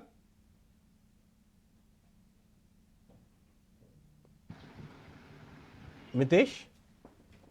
ओके, जियो फाइनेंशियल में अगर आप वीकली चार्ट पैटर्न देखें तो यहाँ पे क्लियरली एक लोअर एंड से बाइंग दिखी है, क्योंकि 204 का जो लो था लास्ट वीक का वो सस्टेन नहीं हुआ है। और कपल्ड विथ अगर आप डेली चार्ट पैटर्न देखें तो इमीडिएट जो रेजिस्टेंस था 222.90 का जो 18 अक्टूबर को लगा था वो सक्सेसिवली स्टॉक ने क्रॉस किया है। तो मेरे हिसाब से जो करंट रैली है वो 233 तक जानी चाहिए, क्योंकि वहां पे एक मेजर रेजिस्टेंस है। और अगर 233 सस्टेन हो जाता है डेली चार्ट के ऊपर तो उसके बाद जो रेंज खुलेगी वो 260 तक जाएगी। सो क्रूशियल टू वॉच 233 मेरे हिसाब से definitely with a stop loss of 206 stock को करंट लेवल के ऊपर खरीदा जा सकता है। तो ये बात तो हुई अब जियो फाइनेंशियल पर, और रिकमेंडेशन मितेश की भी यहाँ पर खरीदारी करने की है। बढ़ते हैं आगे और कुछ और स्टॉक्स की भी बात करते हैं जहां जहां नंबर्स का ट्रिगर था। सोनी है हमारे साथ। सोनी, रियल एस्टेट जिस तरह की तेजी दिखा भी रहा था पूरा स्पेस, और अब आप नंबर चाहे मैक्रोटेक के देखें, एक बड़े लॉस से बड़े प्रॉफिट में आई मैक्रोटेक, ओबरॉय रियलिटी के नंबर्स देखें, क्या आज रियल एस्टेट के इन स्टॉक्स में अच्छा एक्शन देखने को मिल सकता है? जी प्रियंका जी, अगर मैं रियल एस्टेट की बात करूं तो रोल ओवर्स काफी स्ट्रॉन्ग नहीं थे, यानी कि थोड़ा वीक साइड में थे। बट यहाँ पे दो स्टॉक्स ऐसे थे जिनमें से थोड़े आउटलायर्स थे फॉर रोल ओवर्स, जो कि गोदरेज प्रॉपर्टीज और डीएलएफ है। तो मेरे ख्याल से ये दो स्टॉक शायद बेटर परफॉर्म कर सकते हैं। अगर मैं गोदरेज प्रॉपर्टीज की बात करूं तो मेरे ख्याल से आज अगर वो 1625 के ऊपर निकालता है तो उसमें स्ट्रेंथ नजर आएगा थोड़ा रिकवर करने के लिए, और 1680 की तरफ दोबारा वो जा सकता है। सो आई थिंक सबसे बेहतर इन एंटायर सेक्टर में से गोदरेज प्रॉपर्टीज का अभी है, इन टर्म्स ऑफ जो भी रोल ओवर्स उसने दिखाया है, थोड़े बहुत लॉन्ग बिल्टर पोजीशंस भी देख रहे हैं और टेक्निकल भी। तो सबसे बेस्ट पिक इसमें से मेरा अभी गोदरेज प्रॉपर्टीज रहेगा खरीदने के लिए। 1600 टू 1580 स्ट्रॉन्ग सपोर्ट बैंड है, जब तक वो होल्ड करते हैं तो शायद 1625 के ऊपर वो निकाल भी सकता है, 1680 की तरफ जा सकता है। ओके, ये तो बात हुई ये रियल एस्टेट स्टॉक्स पे, लेकिन और जो जहाँ नंबर्स अच्छे आए उनमें एक स्टॉक है, हालांकि मिड कैप स्मॉल कैप से और बड़ी वेल्थ क्रिएट किया इसने, नंबर्स अब भी अच्छे आ रहे हैं। बात हम कर रहे हैं जुपिटर वैगन की। स्ट्रॉन्ग सेट ऑफ नंबर्स अब भी थे। इनफैक्ट वाई तो अब भी रेवेन्यू में, आप पैट में देखें तो लगभग 250% का जंप दिखा। इन स्टॉक्स को आप ट्रैक करते हैं अविनाश? जुपिटर वैगन बहुत अच्छा वेल्थ क्रिएटर रहा है ये इनफैक्ट। बिल्कुल प्रियंका, देखिए मुझे लग रहा है कि वैगन के बिजनेस में इन्होंने बहुत ही अच्छी तरह से अपनी पोजीशन कंसोलिडेट की है। In fact profitability growth record high पे है, और ये दो बिजनेस में काम करते हैं। एक तो रेलवे वैगन और दूसरे कमर्शियल व्हीकल्स के लिए फुली बिल्ट व्हीकल बॉडीज बनाते हैं। दोनों सेक्टर में हमको लग रहा है कि ग्रोथ काफी स्ट्रांग होगा। अभी गवर्नमेंट ने हाल ही में कहा है कि 4 लाख करोड़ का बजट है पूरे रेलवे इंफ्रास्ट्रक्चर को अपग्रेड करने के लिए। प्लस 20,000 वैगन की नई ऑर्डर नवंबर में ये जो टेंडर है ये खुलने वाला है। तो यहाँ पे भी इन्होंने कहा है कि ये काफी एक्सपेक्टेशन रखते हैं कि यहाँ पे भी अच्छे ऑर्डर मिलेंगे। मुझे लग रहा है कि आने वाले एक साल में डेफिनेटली विजिबिलिटी तो बहुत अच्छी है, बट प्रॉफिटेबिलिटी जिस प्रकार से इन्होंने सेकंड क्वार्टर में दिखाई है, अगर यही रन रेट ये मेंटेन करते हैं तो यहाँ से भी अच्छी री-रेटिंग आपको देखने को मिलेगी। ये स्टॉक में अर्निंग्स ग्रोथ जो है वो करीबन 20-25% इस साल आने की उम्मीद है। तो डेफिनेटली इसमें री-रेटिंग और आने की उम्मीद रहेगी। अभी आज कॉन कॉल भी है, तो कॉन कॉल के बाद मेरे ख्याल से मैनेजमेंट की जो कमेंट्री है, आउटलुक है, वो भी मेरे ख्याल से मार्केट कीनली अवेट करेगा, और उसके बाद मेरे ख्याल से एक पॉजिटिव टेरिटरी में और ऊपर जाने की चेष्टा ये स्टॉक कर सकता है। जुपिटर वैगन में तेजी बन सकती है, लेकिन नतीजों की लंबी फहरिस्त है। CDSL, M&M finance, Oberoi realty, इन पर भी राय लेंगे। फाइनेंस के नंबर्स आए थे और नंबर्स आए थे कमजोर। NII में हालांकि 10% की ग्रोथ दिखी थी, पैट लेकिन 48%, मुनाफे में 48% का भारी भरकम हिट है सालाना आधार पर। सोनी, M&M फाइनेंस किस तरह से देख रही है शेयर को, और आज क्या करना चाहिए इसमें? ये M&M फाइनेंस की अगर हम देखेंगे तो काफी सेल ऑफ के बाद एक फ्राइडे को छोटा सा रिकवरी देखने को मिला है, बट अगेन 280 लेवल से मेरे ख्याल से ज्यादा कुछ क्रॉस करने पाया है, और वहां से क्लोजिंग भी 280 के नीचे आया है। सो अभी अगर 280 के ऊपर आज सस्टेन होता है तो शायद वो 295 to 300 at best possible case जा सकता है। 300 के कॉल राइटर्स अभी भी काफी स्ट्रांगली अपने पोजीशंस को होल्ड कर रहे हैं। सो 300 के ऊपर थोड़ा निकालना इसके लिए डिफिकल्ट होगा। 300 के ऊपर ही इसमें शॉर्ट कवरिंग आपको दिख सकती है, बट मेरे ख्याल से अभी 300 तक एक बार जितना भी रिकवर हो रहा है उतना सा प्रॉफिट बुकिंग दोबारा आ जाएगा। सो वहां तक कि आप अगर कोई ट्रेड लेना चाहें तो 300 के टारगेट्स के लिए आप ले सकते हैं, और छोटा स्टॉप लॉस लगाए 270 का स्टॉप लॉस। 270 का स्टॉप लॉस, 300 रुपए का लक्ष्य एम&एम फाइनेंशियल के लिए। एक और शेयर जो आपके फोकस में होना चाहिए वो है ओबरॉय रियल्टी का, क्योंकि नंबर्स आए हैं अब बेहद मजबूत, और हम देख रहे हैं कि प्री सेल्स के अच्छे आंकड़े आए थे, फेस्टिव सीजन चल ही रहा है। रेवेन्यू में 76% का उछाल है। कामकाजी मुनाफे की बात करें तो वो डबल से ज्यादा हो गया है, मुनाफे में 43%, और मार्जिन भी अच्छा खासा एक्सपेंड किया है, करीब करीब 7.25% के आसपास का एक्सपेंशन है। अविनाश जी, शेयर चला भी है, हालांकि बहुत ज्यादा रफ्तार नहीं दिखी है। मिड कैप अगर हम रियल्टी की बात करें वहां तेज रफ्तार थी। ओवरऑल रियल्टी आप किस तरह से देख रहे हैं, और नंबर्स के बाद आज शेयर में किस तरह का रिएक्शन आएगा? नहीं, मेरे ख्याल से अभिषेक नंबर्स बहुत ही स्ट्रांग है, और मुझे लग रहा है कि आज के सेशन में आपको एक पॉजिटिव रिएक्शन देखना चाहिए। मुझे लग रहा है कि जिस प्रकार की प्री लॉन्च के नंबर्स आ गए हैं, प्लस अभी जो थाने का लॉन्च होने वाला है उसके ऊपर सबके नजर रहेंगी, और मुझे लग रहा है कि जो कमेंट्री मैनेजमेंट से आएगी कि किस प्रकार का ग्रोथ सेकंड हाफ में आएगा, क्योंकि ऑलरेडी रेवेन्यू विजिबिलिटी काफी स्ट्रांग लग रही है। कोई नए प्रोजेक्ट्स या अनाउंस करते हैं apart from the Thane project, तो वो मार्केट्स डेफिनेटली कीनली मैनेजमेंट के पॉइंट ऑफ व्यू से अवेट करेगा। बट आज के सत्र में लग तो रहा है कि इस तरीके के रिजल्ट्स के बाद एक अच्छी बाउंस के साथ स्टॉक खोलना चाहिए। हालांकि देखिए मार्केट सेंटिमेंट थोड़ा सा वोलेटाइल है, बट नंबर स्ट्रांग होने के कारण यहाँ पे लग तो रहा है कि definitely it will open on a positive note. और मेरे ख्याल से लॉन्ग टर्म के लिए, मीडियम टू लॉन्ग टर्म के लिए अगर कोई भी गिरावट अगर आपको ओबरॉय रियल्टी के शेयर में मिलती है तो खरीदने का मौका समझना चाहिए। मिड कैप स्मॉल कैप की बात करें तो फ्राइडे को, थर्सडे के लो से in fact mid cap small cap बहुत जोर से रिबाउंड किए, आउट परफॉर्म करने लगी। इंडेक्स, स्मॉल कैप इंडेक्स हरे निशान में आ गई थी। इनफैक्ट कुछ और स्मॉल कैप स्टॉक्स जो कि रिजल्ट के दम पे फोकस में रहेंगे, उसमें से एक है यूग्रो कैपिटल के रिजल्ट्स आए थे, बहुत ही ब्लॉकबस्टर नंबर्स थे, और स्टॉक करीब अपने 52 वीक हाई के आसपास आ गया है। जी हाँ, इसका एक साल का चार्ट निकाल के लाइए साहब। 52 वीक हाई पे स्मॉल कैप है, रिजल्ट्स के बाद फॉलो अप बाइंग आई है। प्रशांत, इसके चार्ट देख के आप बताएंगे, 315 के आसपास का 52 वीक हाई था, करीब 305 पे आ गया, 10 रुपए दूर वहां से।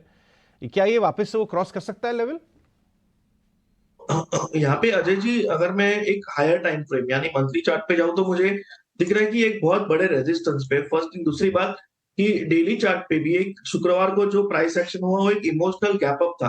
तो मेरे हिसाब से ये एक बार 310 के ऊपर क्लोज हो जाए, 310, तभी इसमें फ्रेश पोजीशन बनाइए। अभी एग्जिस्टिंग मेरी सलाह ये होगी कि जिनके पास पोजीशन है वो 295 स्पॉट क्लोजिंग के हिसाब से ट्रेल करे। जब तक ये लेवल इंटैक्ट है आप बने रह सकते हो, बट फ्रेश पोजीशन जैसे मैंने कहा 310 के ऊपर क्लोज होने पे लीजिए, क्योंकि थोड़ा ट्रिकी लेवल है रेजिस्टेंस पे। एक बार ये क्लोज हो जाए तो आप डेफिनेटली ऐड कर सकते हो। क्या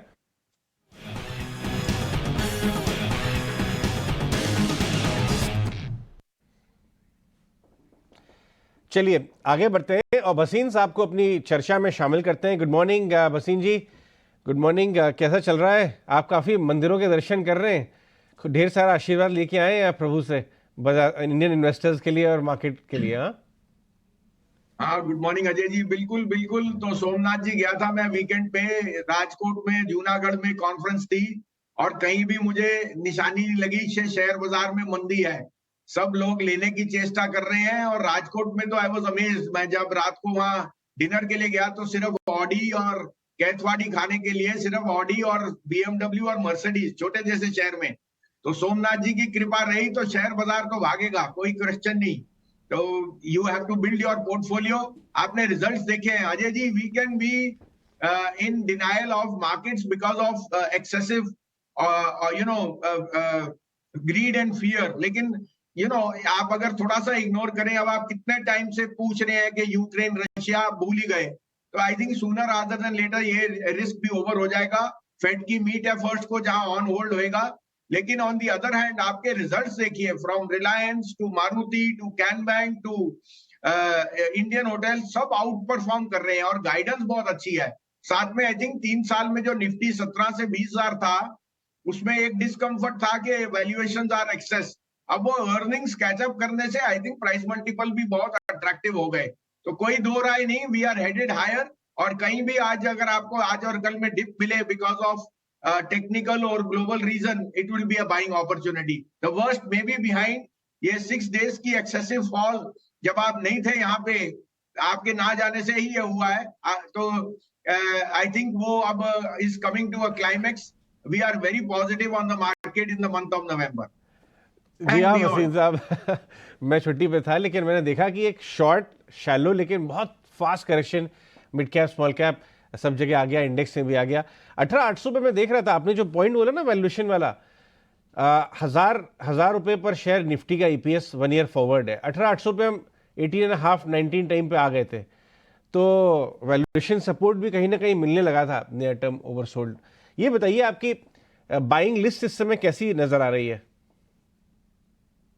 तो अजय जी देखिए, फ्राइडे को भी मैंने आपको कैन बैंक और पीएनबी बिफोर मार्केट दिया था। मुझे रिजल्ट्स बहुत पसंद थे, मैंने पहले भी कहा था ये आउट परफॉर्म करेंगे। आज मेरी 2 पिक्स हैं, तो पहला तो है बीएचईएल। देखिए, power and power distribution, transmission और ट्रांसफॉर्मर्स में there has been a sea change. अगर थर्मल पावर में कोल इंडिया रोज न्यू हाई पे है तो capacity has to come up, और उस कारण से there is no better conduit than BHEL. 1964 वाली कंपनी है, और एक एबरेशन थी कि it got excessively oversold because of Chinese competition, जो खत्म हो गया। अब अगर आप एरोस्पेस देखिए, रेलवेज देखिए, आप ईवी डिस्ट्रीब्यूशन चार्जर देखिए, पावर ट्रांसमिशन देखिए, कोई ऐसा बिजनेस नहीं जिसमें बीएचईएल नहीं है। और अब मेरे को लगता है बीएचईएल की rerating is imminent because thermal power demand and the capex is very very strong. BHEL मेरे हिसाब से perfectly fits the bill for a 50% upside, and that can come even by the end of this year. तो यहाँ से 160 का भाव भी आ जाए, मुझे कोई अचंभा नहीं होएगा। This will be my top mid cap pick.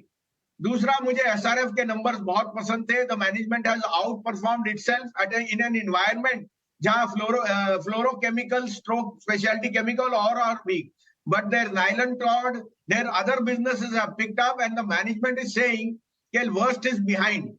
तो एक क्वालिटी स्टॉक लेने की मौका है 2150 में। आप 2100 का स्टॉप लॉस रखिए, 2350 का टारगेट। बीएचईएल में 111-12 का स्टॉप लॉस रखिए, लेकिन 135 का टारगेट मुझे दिखता है इन 2 शेयरों में। तो मैं बहुत स्ट्रांगली एडवोकेट करूंगा। आपको कैन बैंक पीएनबी में ऑलमोस्ट 7% रिटर्न आए फ्राइडे को, जब हमने सुबह ये बताए थे। आज मैं ये कहूंगा ये शेयर इस हफ्ते एंड नेक्स्ट वीक बहुत अच्छी तरह से आपको रिटर्न देंगे। ठीक है, तो भसीन साहब की तरफ से 3 बहुत ही शानदार शेयर बीएचईएल और एसआरएफ में भी खरीदारी करने की सलाह है। बीएचईएल हमने देखा था कि 150 रुपए के आसपास तक गया था और वहां से फिर थोड़ा सा नीचे आकर एंट्री के लिए बेहतर मौके दे रहा। भसीन साहब बहुत शुक्रिया आज आपका समय देने के लिए और ये बेहतरीन शेयर बताने के लिए। आगे बढ़ेंगे, फटाफट कुछ खबरों वाले शेयरों पर चर्चा कर लेते हैं। डॉक्टर रेड्डीज लैब आज फोकस में रहेगा। थोड़ी सी नेगेटिव खबर है, और खबर यह है कि इनको हैदराबाद के फॉर्मुलेशन प्लांट के लिए फॉर्म 483 मिला है और 10 ऑब्जर्वेशंस मिले हैं यूएसएफडीए की तरफ से। आपत्तियां हैं 10। थोड़ा सा नेगेटिव है क्योंकि यूएस मार्केट से कंपनी 46% अपना रेवेन्यू डिराइव करती है और इस प्लांट का जो हिस्सा है वो है 30% का। अविनाश जी, डॉक्टर रेड्डीज झटका तो है, लेकिन ये कितना बड़ा है, आप किस तरह से गाइड करना चाहेंगे? नहीं, मुझे लग रहा है कि देखिए अभिषेक, मुझे लग रहा है कि ये न्यूज़ नेगेटिव है। इनिशियली तो आपको एक डाउनवर्ड स्पाइक ही देखने को मिलेगा, क्योंकि जब तक पूरी तरह से मैनेजमेंट की क्लैरिटी आती नहीं है कि कितना इम्पैक्ट होगा रेवेन्यू पे, प्रॉफिट्स पे, क्योंकि यूएस इनके लिए बहुत बड़ा मार्केट है और ये प्लांट ऑलमोस्ट 25-30% रेवेन्यू कंट्रीब्यूट करता है। तो यहाँ पे अगर कोई दिक्कत होती है तो डेफिनेटली थोड़ा बहुत रेवेन्यू और अर्निंग्स के पॉइंट ऑफ व्यू से झटका लगेगा। मेरे ख्याल से कितना बड़ा झटका तीसरे तिमाही में आएगा वो कहना मुश्किल है, लेकिन अगर यहाँ पे कोई सोल्यूशन जल्दी निकलता नहीं है तो डेफिनेटली मार्केट इसको अर्निंग्स के पॉइंट ऑफ व्यू थोड़ा बहुत डीरेट करेगी। अर्निंग्स ग्रोथ जो मार्केट एक्सपेक्ट कर रही है वो उम्मीद से काफी कम आ सकती है। तो मेरे ख्याल से यहाँ पे होल्ड करे। मुझे लग रहा है कि मैनेजमेंट भी डेफिनेटली कुछ ना कुछ क्लैरिटी जरूर देगा, और किस प्रकार से कितना डैमेज और कितने समय में ये वापस रिकवरी मोड में आएगा ये कहना मुश्किल है। तो यहाँ पे होल्ड करे। फ्रेश बाइंग के लिए शायद थोड़ा सा समय रुकना ठीक रहेगा।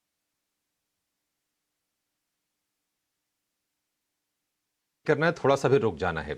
अल्ट्राटेक सीमेंट हमने देखा था कि 8,500 रुपए के भाव से ही इसमें लगातार प्रेशर है। 8,200 रुपए के आसपास ये ट्रेड कर रहा है, लेकिन अच्छी खबर यह आई है कि कैपेसिटी एक्सपेंशन करने जा रहे हैं और ग्रे सीमेंट की कैपेसिटी में 37% का इजाफा करेंगे और 13,000 करोड़ रुपए का इन्वेस्टमेंट करेंगे।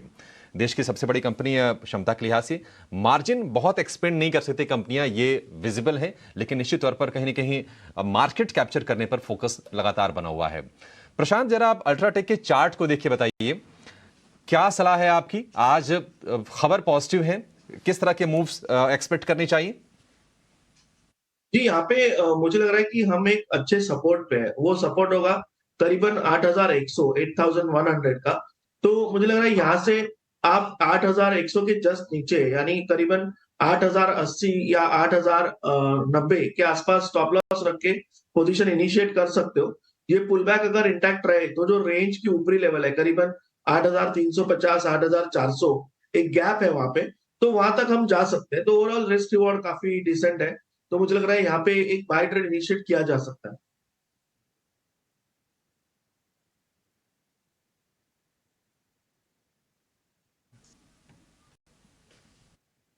सीमेंट पर सीमेंट स्पेस इनफैक्ट काफ़ी स्ट्रेंथ में था। ये पूरे स्पेस में आप इस वीकनेस में आप देखें तो सीमेंट काउंटर्स ने इतना पार्टिसिपेट भी नहीं किया इस वीकनेस पे।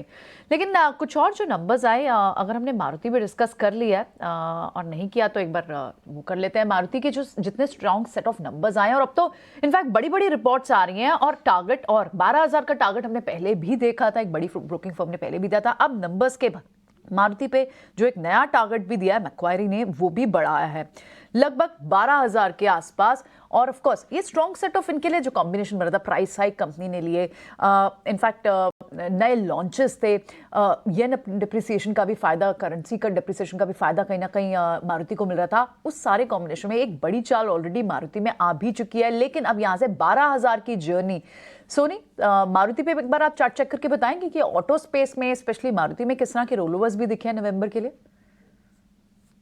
जी, ऑटो स्पेस में भी प्रियंका जी काफी मिक्स्ड बैग ऑफ सेंटिमेंट्स थे। Maruti not one of the sector, not one of the stocks जहां पे बहुत स्ट्रॉन्ग रोलओवर्स देखे थे। इनफैक्ट इस सेक्टर में बजाज ऑटो, हीरो मोटर्स के रोलओवर्स काफी बेटर थे देन मारुति।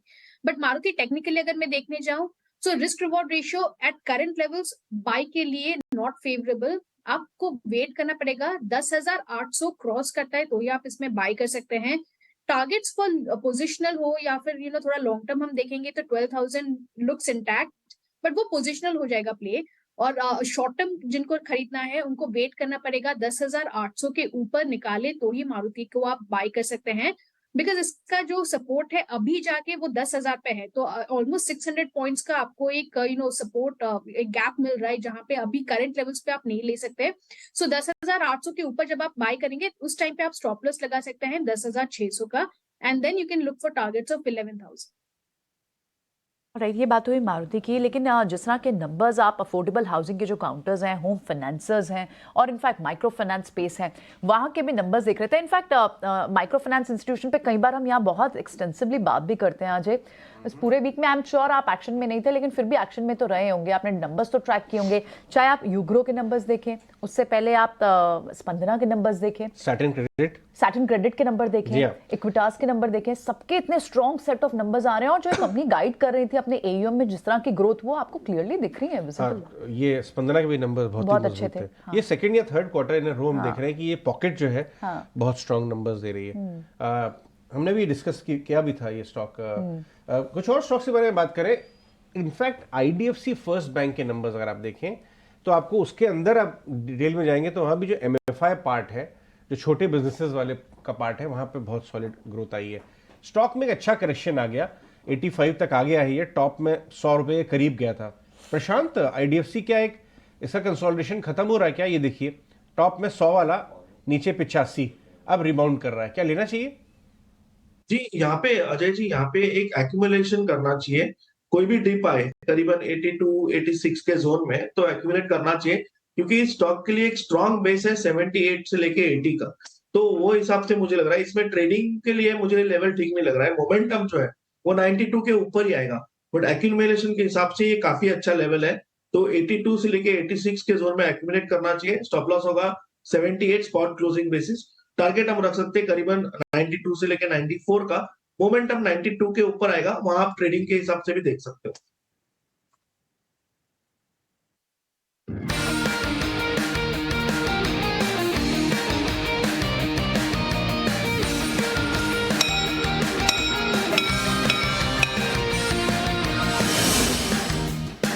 धनतेरस में हम अक्सर मेटल्स लेते हैं। Metals historically is a hedge against inflation, तो सोना चांदी अक्सर धनतेरस में दिया जाता है। तो आई थिंक इस दिवाली में हमें मुहिम करनी चाहिए कि यह दिवाली सिर्फ वाली धनतेरस में सोना ना खरीदे, मगर सिर्फ म्यूचुअल फंड के जरिए भी सोना खरीद सकते हैं।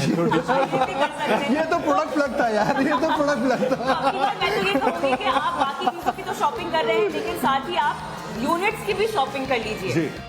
ये मत कहो खुदा से मेरी मुश्किलें बड़ी है, ये मुश्किलों से कह दो मेरा खुदा बड़ा है। ज्योत से ज्योत जगाते चलो, ज्ञान की गंगा बहाते चलो। सही बात है। तो ऐसे दीपक आते रहेंगे तो कहीं ना कहीं प्रकाश आ जाएगा और अंधकार दूर हो जाएगा। बढ़ो बदलो देश के साथ। चलिए तो बढ़ते हैं आगे, कुछ और स्टॉक्स की भी बात करते हैं। इनफैक्ट एनटीपीसी के भी नंबर्स आए थे इस वीकेंड पर ही, और यहाँ पर भी जेफरीज की एक बाय की रिपोर्ट है। टारगेट प्राइस 300 का है। हालांकि एक्सपेक्टेशन से ज़रूर इस रिपोर्ट में साइट किया गया है कि Q2 के जो प्रॉफिट्स हैं वो जेफरीज के एक्सपेक्टेशन के आसपास लगभग के 8% अबव एक्सपेक्टेशन। तो क्या ये जो एक बड़ी रैली पावर स्टॉक्स में, और ये एक लॉन्ग स्टोरी है, ये आज की या फिर कुछ समय के लिए नहीं है, एक लॉन्ग स्टोरी है। ऑलरेडी लीडिंग सेक्टर में से एक है पावर सेक्टर। इस वक्त अविनाश, जिस तरह की तेजी ऑलरेडी पूरे इस पावर स्पेस में बन चुकी है, चाहे वो जनरेटर हो, चाहे वो डिस्ट्रीब्यूशन में हो, चाहे ट्रांसमिशन फेज में हो, इस पूरे स्पेस में आपको क्या लगता है कि अभी भी कितने समय की और स्टोरी बाकी दिखती है? मुझे लग रहा है कि देखिए, power generation, power distribution, power financing के जो सेगमेंट्स है, वहां पे बहुत लंबे समय के बाद एक रिकवरी आ गई है। और सबसे बड़ी बात, पिछले 10 साल में अगर जनरेशन की बात करें तो बहुत ज्यादा कैपेसिटी पुटअप नहीं की गई थी और डिमांड 6-7% हर साल बढ़ रहा था। तो आई थिंक ये बेनिफिट जो पावर जनरेटिंग कंपनीज को मिलेगा वो कम से कम अगले 1.5-2 साल के लिए कंफर्टेबली मिलना चाहिए। देखिए, अभी तो इंडस्ट्रियल डिमांड भी काफी अच्छी तरह से बढ़ रही है, रेसिडेंशियल डिमांड भी अच्छी है। मेरे ख्याल से एनटीपीसी हो, एनएचपीसी हो, टिपिकली पावर डिस्ट्रीब्यूशन में केईसी इंटरनेशनल है, आरईसी है, ये सारे कंपनीज में मुझे लग रहा है कि अगर नजरिया 1.5-2 साल का आप रखोगे तो डेफिनेटली इनके लिए अर्निंग्स ग्रोथ और जो अपॉर्चुनिटी है रेवेन्यू विजिबिलिटी का, वो काफी अच्छा लग रहा है। तो मेरे ख्याल से कोई भी डिप अगर आपको मिलता है तो इन शेयरों को खरीद लीजिए, अपने पोर्टफोलियो में रख लीजिए। मुझे लग रहा है एटलीस्ट कम से कम 1.5-2 साल का नजरिया रखना जरूरी है, क्योंकि यहाँ पे काफी बड़ी अपसाइड ऑलरेडी हो चुकी है। तो अगर आपको यहाँ पे बेट करना है तो थोड़ा सा टाइम फ्रेम आपको लंबा रखना है, बट डेफिनेटली वैल्यू अपसाइड के लिए अभी भी काफी अच्छी जगह है ना। एनटीपीसी पर ये व्यू, प्री ओपन के टिक्स आने शुरू हो गए हैं। 19,150 के आसपास आपको निफ्टी दिखेगा। सेंसेक्स में 700 अंकों की बढ़त पर शुरुआत, इसको सेटल होने दीजिए, अभी इस पर ये यकीन करने लायक नहीं है। 7-8 मिनट बाद 9:07 या 8 मिनट के आसपास ये तस्वीर साफ हो जाएगी और जो लेवल सेटल होंगे बाजार वहीं पर अमूमन अपनी शुरुआत करता है। एक और मेहमान का स्वागत कर लेते हैं। शिवांगी शारदा हमारे साथ जुड़ गई हैं। शिवांगी, बहुत शुक्रिया आपका समय देने के लिए। शुरुआत करेंगे आपके ट्रेडिंग पिक से, बताइए क्या फोकस में रहे है आज आपके? जी बिल्कुल, गुड मॉर्निंग। हमने देखा है कि मिड कैप आईटी एक ऐसा स्पेस है जो काफी बेहतरीन रूप से रेजिलेंट रहा है पूरे मार्केट के वोलेटिलिटी के बावजूद। तो यहाँ पे मेरा पहला पसंदीदा काउंटर जो रहेगा वो है परसिस्टेंट। डेली फ्रेम में इसने एक ब्रेकआउट दिया है, वीकली में एक गोल्डन फ्लैग पैटर्न फॉर्मेशन भी बन रहा है। एक पूरे सेक्टर का टेलविंड मिलते हुए ये स्टॉक में एक अच्छी बढ़त देखने को मिलेगी। तो यहाँ पे खरीदारी की सलाह रहेगी। 63.20 के एक टारगेट्स बनते हुए दिख रहे हैं, 59.65 के एक स्टॉप लॉस के साथ। दूसरा पिक मेरा रहेगा ऑटो स्पेस में से। नवंबर सीरीज में जैसे ही हम एंटर कर रहे हैं, पूरे ही फेस्टिविटी के साथ ये एक ऐसा स्पेस है जो आउट परफॉर्म करने योग्य है। हमने देखा है कि ये स्टॉक जो है अपने एक लोअर हाइज फॉर्मेशन को नेगेट किया है डेली फ्रेम में, और पूरे ही सेक्टर का भी इसको एक अच्छा एक स्ट्रेंथ बनते हुए दिखेगा। तो यहाँ पे खरीदारी की सलाह रहेगी। टारगेट जो है वो बनते हुए दिख रहे हैं 55.80 के, और स्टॉप लॉस हम बनाए रखेंगे 52.70 के। ठीक है, बढ़िया है। तो ये दो शेयर, लेकिन परसिस्टेंट आज सोनी की भी लिस्ट में था और ये शिवांगी के भी लिस्ट में है, तो कन्विक्शन और अपना स्ट्रांग आप कर लीजिए। दो नारी शक्ति के रडार पर ये शेयर। लेकिन अब नवरत्न शेयर जानेंगे और उसके लिए शरद हमारे साथ जुड़ गए हैं नवरत्न शेयर लेकर। शरद बताइए आज क्या फोकस में है?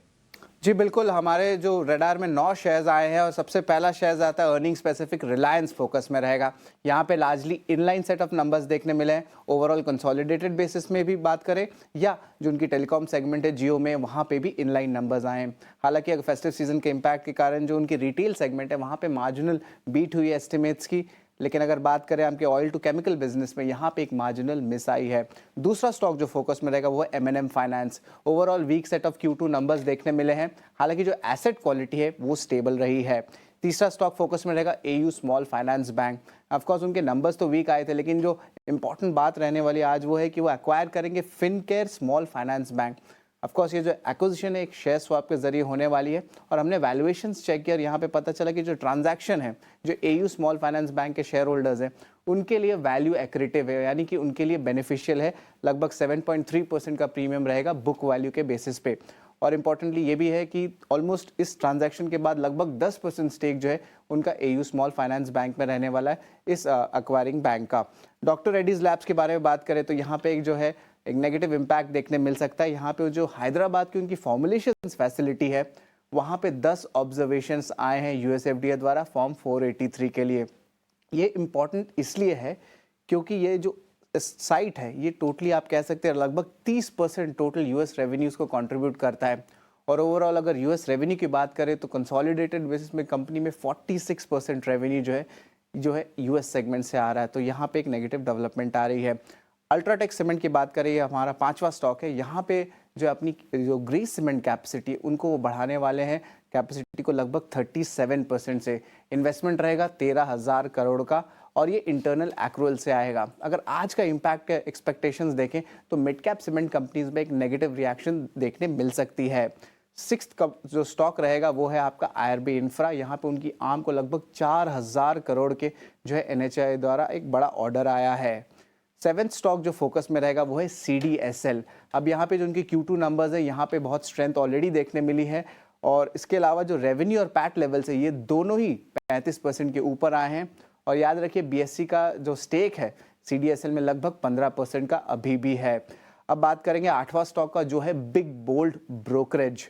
इसमें जो है फोकस में रहने वाला IIFL फाइनेंस और ये जेफरीज का रिपोर्ट आया है। इन्होंने जो है इनिशिएट किया है बाय रेटिंग के साथ, टारगेट प्राइस रखा है 760 रुपीज़ का। एंड ऑफ कोर्स NI और एसेट क्वालिटी की स्ट्रेंथ के बारे में तो बात की गई है, लेकिन जो ब्रांच एक्सपेंशन है और जो अच्छी EPS ग्रोथ है उसके कारण ROE वैल्यूएशंस में इंप्रूवमेंट देखने मिलेगा। और आखिरी स्टॉक जो हमारा 9th स्टॉक रहेगा फोकस में और ये हमारी खबर के सेगमेंट का है वो रहने वाले हैं आपके Mumbai based real estate companies जैसे कि Oberoi realty, Godrej properties, Prestige estates और मैक्रोटेक डेवलपर्स। अब यहाँ पे इंपॉर्टेंट डेवलपमेंट जो है of course air pollution related है जो हाल ही में देखे गई है पिछले 1 से 2 हफ्ते में। यहाँ पे BMC जो है आगे जाते हुए इशू कर सकती है स्टॉप वर्क नोटिसेस अगर नॉन कंप्लायंस हो आपके एयर पोल्यूशन गाइडलाइंस को लेके। Already over the weekend Prestige estates को जो है उनकी मुलुंड प्रोजेक्ट के लिए जो है ऑलरेडी एक नोटिस दिया गया था ताकि वो अपनी कंस्ट्रक्शन एक्टिविटीज़ को रोक दे एक साइट में। इसके अलावा हमने जो है बातचीत की जो है overall real estate industry players के साथ, तो वहाँ से पता चला कि 2 एरियाज़ है मुंबई में जो मुलुंड है और सांता क्रूज है जहाँ पे कंस्ट्रक्शन एक्टिविटीज़ पे BMC का रडार है, जहाँ पे स्टॉप वर्क नोटिसेस भी 3-4 डेवलपर्स को देखने मिले हैं। और आगे जाते हुए जो है यहाँ पे जो है सारी कंस्ट्रक्शन साइट्स में जो है आपको जो है इस गाइडलाइंस को फॉलो करनी होंगी। तो इसलिए जो है आपके रियल एस्टेट कंपनी जो मुंबई बेस्ड है वो फोकस में रहेंगे। तो ये ओवरऑल आपके 9 स्टॉक्स हैं जो आपके आज रडार में होने चाहिए। राइट। तो नवरत्न शेयर शरद रोज लेकर आते हैं 9 बजे और इन शेयरों में एक्शन भी भरपूर दिखता है बाजार खुलने के साथ ही। और हम कोशिश करते हैं कि खबरों के साथ साथ ब्रोकरेज रिपोर्ट्स, डीलिंग रूम में क्या चल रहा है, क्या हलचल चल रही है, उसकी भी इंसाइट्स आपके लिए लेकर आएँ और ये तमाम चीज़ें कंपाइलेशन करके रोज़ 9 बजे एक बेहतरीन कैप्सूल आपके सामने रखते हैं। नवरत्न के कुछ शेयरों पर एक बार राय ले लेते हैं। CDSL स्ट्रॉन्ग Q2 नंबर्स इसके हैं। अगर हम मुनाफे और आय की बात करें तो उसमें 35 से 40% के आसपास का इजाफा है साल दर साल आधार पर। CDSL को हमने देखा है कि 900 रुपए के आसपास से ये शेयर चलते चलते 1300 रुपए के आसपास आया, आज 1400 रुपए के आसपास जाकर ये ट्रेड कर रहा है। सोनी, CDSL हालांकि गैप अप ओपनिंग होने की उम्मीद है, लेकिन उसके बाद अगर मान लीजिए 1400 रुपए के ऊपर की भी ओपनिंग होती है तो क्या वहां पर गुंजाइश होगी या फिर थोड़ा सा वेट कर लेना चाहिए अगर किसी को फ्रेश ट्रेड लेना हो तो? ये गैप अप ओपनिंग अगर हो रहा है अराउंड 1400 तो काफी स्ट्रॉन्ग है और मेरे ख्याल से वो फ्रेश बाइंग हो जाएगा वहां से, क्योंकि एक रेजिस्टेंस या फिर एक ब्रेकआउट वहीं से उसको नजर आ रहा है मेरे ख्याल से। और ये जो है 1500 के टुवर्ड्स जाने की तैयारी में काफी स्ट्रांगली अपने आप को तैयार पॉइज्ड होके रखा है, तैयारी में कर चुका है। सो आप डेफिनेटली खरीद सकते हैं। अच्छा सपोर्ट हालांकि इसका 1320 पे जाके बैठेगा, बट आज गैप अप के बाद अगर आपको उसी लेवल से बाई करना हो तो आप 1360 का स्टॉप लॉस लगा के खरीद सकते हैं, एंड देन आप उसको 1460 टू 1480 के टारगेट्स के लिए आप देख सकते हैं। शिवांगी, सिप्ला पे क्या ट्रेड बन रहा है आपके हिसाब से? रिजल्ट के साथ साथ जो खास बात मैंने देखी सिप्ला में वो ये थी कि मैनेजमेंट ने अपनी ग्रोथ गाइडेंस बढ़ाई है। 1% ऊपर खुल रहा है करीब 1200 के भाव पे। हमें मालूम है कि इसमें दूसरा एक वो भी चल रहा है, बाय आउट की बात चल रही है, उसके न्यूज़ रिपोर्ट्स बहुत सारी हैं, लेकिन प्योरली चार्ट्स पे अगर हम देखें तो आपकी क्या राय बनेगी, क्या लेवल्स दिखने चाहिए? शिवांगी जी, फार्मा स्पेस की अगर हम बात करें यहाँ पे तो काफी एक स्विंग्स रहते हैं, तो स्ट्रिक्टली मेरी फर्स्ट राय ये रहेगी कि हम स्टॉप लॉस के साथ ही कामकाज करें। सेकंड, हम देख रहे हैं कि स्टॉक जो है अपने एक वीकली रेंज में कामकाज कर रहा है, पिछले 2-3 हफ्तों के रेंज को नहीं निकाल पा रहा है अभी फिलहाल। तो हम वेट करेंगे यहाँ पे। मेरी राय रहेगी कि हम 1200 के ऊपर अगर होल्ड करता है तो यहाँ पे हम इसमें एक बाय कॉल के तौर पे इसको कन्वर्ट कर सकते हैं 1250 तक के लिए। पर थोड़ा वेट करें, स्टेबिलिटी आए तो हमें क्या है, रिस्क रिवॉर्ड वाइज श्योरिटी रहेगी, तो ट्रैक करने की सलाह रहेगी। रत्नेश भी हमारे साथ जुड़ रहे हैं हमारे पैनल में। Ratnesh, good morning. बताइए क्या ट्रेडिंग आइडियाज लेके आए आज हमारे व्यूअर्स के लिए? गुड मॉर्निंग अजय जी, गुड मॉर्निंग एवरीवन, सभी दर्शकों नमस्कार। पहला थोड़ा सा मिड कैप में से ही रहेगा, कुछ सिलेक्टेड मिड कैप में ऐसा लगता है कंसोलिडेशन के बाद तेजी देखने को मिल सकती है। तो पहला जो रहेगा वो CDSL में रहेगा। CDSL में ऐसा लगता है कि कंसोलिडेशन के बाद में एक वापस से थोड़ी सी तेजी देखने को मिल सकती है। तो जो टारगेट रहेंगे 1440 तक के रहेंगे, और जो स्टॉप लॉस बन रहे हैं यहाँ पे करीब करीब स्टॉप लॉस यहाँ पे 1380 रुपए तक के स्टॉप लॉस यहाँ पे लगाने की सलाह रहेगी। दूसरा रहेगा एक थोड़ा सा एक डिफेंस में रहेगा। मुझे ऐसा लगता है डिफेंस में कंसोलिडेशन हो गया, बॉटम बन गया, तो मस्टॉक में खरीदारी की सलाह रहेगी।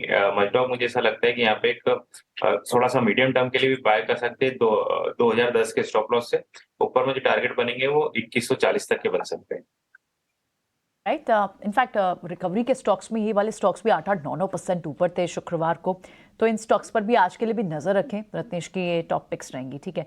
लेकिन इस बीच जो जिन स्टॉक्स में शुक्रवार को भी अच्छा वॉल्यूम देखने को मिला था, रिकवरी प्ले स्ट्रॉन्ग था, क्या वहां पर अब भी और रिकवरी पॉसिबल है? स्टॉक्स लाइक जुबिलेंट फार्मा की बात करें, वेस्ट लाइफ की बात करें, वहां पर भी काफी स्ट्रॉन्ग मूव थी, और इनफैक्ट एनर्जी स्पेस के कुछ और मिड कैप स्मॉल कैप के भी कई सारे काउंटर्स थे, बट एक दो काउंटर्स को भी फिलहाल डिस्कस करते हैं। एक बार बताएं कि जुबिलेंट फार्मा और या फिर वेस्ट लाइफ के भी नंबर्स आ गए थे लास्ट वीक ही। रत्नेश, आप ही बताएं इन दोनों स्टॉक्स के चार्ट चेक करके, वॉल्यूम्स बहुत स्ट्रॉन्ग थे शुक्रवार को भी, क्या आज भी एक केस बनता है इनको खरीदने का? वेस्ट लाइफ में देखे तो काफी अच्छा करेक्शन हो चुका है। अपने की एवरेजेस 200 मूविंग एवरेज के आसपास में सपोर्ट लिया है इसने। हालांकि अभी किसी तरह का रिवर्सल नहीं, पर हाँ जरूर एक 200 मूविंग एवरेज के आसपास में कोई भी स्टॉक आता है, सपोर्ट लेता है, तो वहां से थोड़ी सी रिकवरी जरूर पॉसिबल बनती है टेक्निकली। तो एक टेक्निकली बाउंस यहाँ से बनता है 840 रुपए तक का। स्टॉप लॉस जो रहेगा वो 810 रुपए के स्टॉप लॉस से यहाँ पे 840 तक के लिए शॉर्ट टर्म के लिए जरूर इसमें प्ले कर सकते हैं। जुबिलेंट फार्मा में देखें तो एक फ्राइडे के सेशन में काफी अच्छी वॉल्यूम एक्टिविटी दिखी, पर अभी भी किसी तरह इसमें भी चार्ट पर रिवर्सल है, कंटिन्यू लोअर लो फॉर्मेशन पे इसने 200 मूविंग एवरेज के ऊपर जरूर क्लोज दिया। तो मुझे ऐसा लगता है कि बहुत ज्यादा बड़ी तेजी तो नहीं, पर हाँ डेफिनेटली कुछ थोड़ा सा टेक्निकल बाउंस के लिए जरूर इसमें प्ले कर सकते हैं। 402 रुपए तक के टारगेट बन सकते हैं, और जो नीचे का स्टॉप लॉस रहेगा वो 370 रुपए तक। नहीं, ठीक है, बिल्कुल। तो वेस्ट लाइफ पे तो थोड़े रिवर्स ट्रेड था उस दिन, इनफैक्ट नंबर्स भी वीक थे, लेकिन जुबिलेंट फार्म हुआ अभी भी आप देखें तो लगभग 3% की गिरावट है। हालांकि शुक्रवार को अच्छा मूव था, इसमें देखना होगा इन स्टॉक्स में आज कैसी मूव आती है। लेकिन अब इस बीच कमोडिटी मार्केट्स का क्या अपडेट है? बेस मेटल की 40 पर कैसी दिख रही है? टॉप रिकमेंडेशन क्या हो सकती है? विश्वा में जुड़ गए हैं सब बताने के लिए। उषा बताएं। मॉर्निंग। देखिए, कमोडिटी मार्केट की शुरुआत काफ़ी अच्छी हुई है, गोल्ड की चमक बढ़ती जा रही है। फेड बैठक से पहले देखिए, और फ्राइडे के सेशन में भी शार्प रिकवरी आई थी आखिरी घंटों में और 300 रुपए के आसपास की तेजी हुई थी। आज भी देखिए करीब करीब 0.25% ऊपर, 200 रुपए ऊपर सोना है MCX पर 61,350 के आसपास। चांदी में काफ़ी अच्छी तेजी है, शुरुआती कारोबार में 800 रुपए के आसपास की तेजी थी 2-3 मिनट पहले, और अब देखिए अभी भी करीब करीब 600 रुपए के आसपास की तेजी है, 72,300 के आसपास। कच्चा तेल और नेचुरल गैस दोनों पर आज दबाव दिख रहा है। फ्राइडे में कच्चे तेल में 3% के आसपास की तेजी थी, आज दबाव है 1.5% नीचे है। नेचुरल गैस 4.5% नीचे है। बेस मेटल्स की बात करें तो दायरे में कारोबार हो रहा है, सुस्ती के साथ शुरुआत यहां पर हुई है। लेकिन आज के लिए कुछ टॉपिक भी है, वो आपको फटाफट से बता देते हैं। 3 कॉल है। गोल्ड, यहां पर खरीदारी की सलाह दी जा रही है, लेकिन जो खरीदारी का लेवल है करंट लेवल पे नहीं है, यहां से 300-400 रुपए करेक्ट होने दीजिए, उसके बाद एंट्री करें तो रिस्क रिवॉर्ड के हिसाब से बेहतर है। चांदी भी खरीदारी की सलाह, उनको लग रहा है जो चांदी का जो अभी का लेवल है वहां मत खरीदे, 72,000 के नीचे आए फिर चांदी खरीदे। कच्चा तेल एक बेहतर मौका है, आज गिर भी रहा है, थोड़ी और गिरावट बढ़ सकती है, तो उस गिरावट में एंट्री की सलाह है और बाई साइड की ही पोजीशन आपको रखनी है। तो ये 3 कॉल्स है आज दिन के लिए आपके लिए। ठीक है, तो कमोडिटी बाजार में आपके लिए मौके कहां पर बन रहे हैं, सारे के सारे आपके लिए विश्व मोहन ने हाईलाइट कर दिए। ओपनिंग कैसी हो रही है और आपको ट्रेड कहां पर करना है, ये पूरा का पूरा सुबह के सत्र में आपको विश्व मोहन ने बता दिया है। बाजार में आज हम देख रहे हैं कि पॉजिटिव शुरुआत की उम्मीद है, हालांकि फ्लैट टू पॉजिटिव उसको कहना चाहिए, ज़्यादा बेहतर होगा। निफ्टी बैंक की बात करें तो थोड़ी सी सुस्त वहां पर शुरुआत होते हुए आपको दिखेगी, और उसकी वजह यह है कि अगर आप शुक्रवार का सत्र याद करें, एक्सिस बैंक, SBI, बड़े बड़े मूव्स वहां पर आए थे। SBI में करीब 2.5% की, एक्सिस बैंक में करीब 3% के आसपास की, तो जाहिर सी बात है कि निफ्टी बैंक थोड़ा सा सुस्ती के साथ शुरुआत करेगा, और अच्छा भी है कि थोड़ा सा शांत खोले और वहां से अब मूव ले ताकि आपको एंट्री का मौका मिल सके। लेकिन अगर हम निफ्टी की बात करें तो 19,000 के नीचे के झटके लगे थे, आज स्थिरता के संकेत मिल जाएंगे। एक दिन से किसी एनालिसिस पर नहीं पहुंचना चाहिए था, इसकी हम चर्चा भी कर रहे थे, लेकिन आज अगर निफ्टी बैंक शुरुआत करके ऊपर चढ़ता है तो कहीं ना कहीं स्टेबिलिटी वाले एक बढ़िया संकेत आपको मिल जाएंगे। रिलायंस शुरुआती जो टिक्स आए हैं वहां पर 0.5% के आसपास की मजबूती पर शुरुआत होने जा रही है। BPCL इसके भी नतीजे आए थे और GRMs में अच्छा एक्सपेंशन था और उसको बाजार आज रिवॉर्ड कर रहा है। 1.25% के आसपास की मजबूती पर BPCL की शुरुआत होगी। ऑटो स्टॉक्स की बात करें तो मारुति सुजुकी आज आपको लीड लेता हुआ दिखेगा, करीब 1.5% की तेजी पर इसमें शुरुआत होने की उम्मीद है। तो चलिए, बाजार की शुरुआत बस होने वाली है, कुछ सेकंड्स रह गए हैं और ओपनिंग टिक्स जो आ रहे हैं वो निफ्टी बैंक की थोड़ी सुस्ती पर, लेकिन निफ्टी 12-13 अंकों पर, 19-20 अंक ऊपर अब ट्रेड कर रहा है। 19,050 के आसपास, सेंसेक्स में 30 अंकों के आसपास की हल्की सी तेजी है। एक बार शेयर पर नजर डालते हैं। BPCL आज लीड करेगा, नतीजे अच्छे आए थे इसके, और कहीं ना कहीं हम ये भी देख रहे हैं कि क्रूड थोड़ा सॉफ्ट होकर $90 के नीचे ही ट्रेड कर रहा है, एक वो भी ट्रिगर जुड़ जाता है ऑयल मार्केटिंग कंपनीज के लिए। रिलायंस भी आज अच्छी शुरुआत कर रहा है, 1% के शानदार मूव्स। शुक्रवार को करीब 1.5-2% ये शेयर चला था, आज फिर से 1% के आसपास तेजी, 2300 रुपए के स्तर को फिर से हासिल रिलायंस ने कर लिया है ऑलमोस्ट। इसके अलावा हम देखने की हिंडाल्को में करीब 1% के आसपास की तेजी है। फार्मा स्टॉक्स आज फोकस में थे, सिप्ला 1% की तेजी पर वहां पर शुरुआत हो रही है। टाटा स्टील 0.5% के आसपास गेंस हैं, तो बहुत ज्यादा आज एक्शन आपको दिखेगा नहीं, लेकिन अगर आप ब्रॉडर मार्केट को देखेंगे तो वहां से आपका कॉन्फिडेंस जरूर बढ़ेगा। NSE पर इस वक्त 1297 शेयर है हरे निशान में, उसके मुकाबले 429 शेयर है लाल निशान में, यानी कि हर एक गिरने वाले शेयर के मुकाबले कम से कम 3 बढ़ने वाले शेयर आज आपको बाजार में दिखेंगे। तो ये बाजार की पिक्चर है। अगर हम गिरने वाले शेयरों की बात करें तो डॉक्टर रेड्डीज, जिनको कि झटका लगा है हैदराबाद प्लांट को लेकर, 2.5% की गिरावट वहां पर है। इन्फोसिस में 1% के आसपास का प्रेशर है। एक्सिस बैंक अच्छी तेजी के बाद आज वहां पर थोड़ी सी प्रॉफिट टेकिंग आ रही है, 1% के आसपास की गिरावट वहां पर है। इसके अलावा कंजम्पशन स्पेस में ब्रिटानिया में थोड़ा सा कमजोर है। कंज्यूमर फाइनेंसिंग वाली कंपनी बजाज फाइनेंस, वहां पर थोड़ा सा प्रेशर है। हीट मैप अगर आप देखेंगे निफ्टी का तो वहां पर आपको ज्यादा शेयर आपको लाल निशान में आज आपको दिखाई दे रहे होंगे। चढ़ने वाले शेयरों की संख्या कम है, लेकिन बाजार का मूड ओवरऑल अगर हम देखेंगे तो बढ़िया है। एफएनओ में भी कुछ ऐसे स्टॉक्स हैं जहां पर अच्छी तेजी दिख रही है। महानगर गैस में करीब 6% के आसपास की तेजी है। नतीजों का भी इसमें एक्शन है और थोड़ी थोड़ी बाइंग अब लौट के आ भी रही है। जो झटका लगा था दिल्ली सरकार के उस आदेश के चलते जिसमें कि कैब एग्रीगेटर्स के लिए कुछ नए नियम लाने की सरकार कोशिश कर रही है। एमएनएम फाइनेंशियल नतीजों के बाद हम देखने की 9% आज ये टूट चुका है और एफएनओ का सबसे ज्यादा गिरने वाला ये शेयर है। प्रियंका, और मिड डे में मिड कैप में और कहां पर एक्शन हो रहा है? इस वक्त आप बड़ा एक्शन तो जो अभी स्टॉक की बात करते हैं ना, एमएनएम फाइनेंस वहां पर है और खुला ही 7-7.5% नीचे था। खुलने के बाद भी फर्दर स्लाइड हो रहा है क्योंकि असेट क्वालिटी तो ठीक थी लेकिन बाकी दूसरे पैरामीटर्स काफी वीक थे। वाई बेसिस पे पैट आप देखें अच्छी खासी 50% के आसपास की घटौती हुई है और ये वो स्टॉक है जो काफी घट चुका है। 310 से आप लास्ट क्वार्टर में देखें स्लाइड होते होते अब 250 के पास आ गया। वो एक स्टॉक है जो बड़ी गिरावट दिख रही है। इंडिया मार्ट जैसे स्टॉक्स हैं जहां पर आपको गिरावट दिख रही है। IDFC first bank, AU small finance bank लगभग 1.5% नीचे है और कुछ फर्टिलाइजर काउंटर्स कोरोमंडल जैसे, हालांकि ये इतने गिरे नहीं थे, इतने वीक नहीं हुए थे, आज ये भी फर्दर थोड़े और वीक हैं एज कंपेयर टू रिलेटिवली इस स्पेस के। दूसरे कुछ स्टॉक्स में आपको प्रेस्टीज जैसे स्टॉक्स में भी आपको थोड़ी प्रॉफिट बुकिंग दिख रही है। बढ़ने वाले काउंटर्स में आप देखें इंडियन होटल्स के नंबर्स आए थे शुक्रवार को, वहां पर 1.5% की तेजी है। बीएचईएल जैसे काउंटर्स, गैस काउंटर्स सारे अच्छी रिबाउंड दिखा रहे हैं, चाहे वो गुजरात गैस हो, आईजीएल हो। आईजीएल तो हमें याद है लास्ट वीक अच्छी खासी हैमरिंग इस पर पॉलिसी फ्रेमवर्क के चलते भी एक न्यूज आई थी जिसके बाद देखने को मिली थी, वहां से थोड़ी रिकवरी और मेटल्स में आपको रिकवरी दिख रही है। और आप रियल एस्टेट में भी देखिए जहां जहां आपको थोड़े से प्रॉफिट्स गेन्स हुए हैं वहां प्रॉफिट बुकिंग हो रही है, लेकिन नंबर्स के इंपैक्ट पे तो आप ओबरॉय रियलिटी जैसे स्टॉक्स दिख रहे हैं अच्छे चल रहे हैं। लेकिन अब एक बार गेस्ट से कॉल्स ले लेते हैं अजय। ओपनिंग ट्रेड्स जब ओपनिंग ट्रेड्स की तरफ हम बढ़ेंगे, शिवांगी आपका ओपनिंग रेट क्या है? शुरुआत आपसे करते हैं।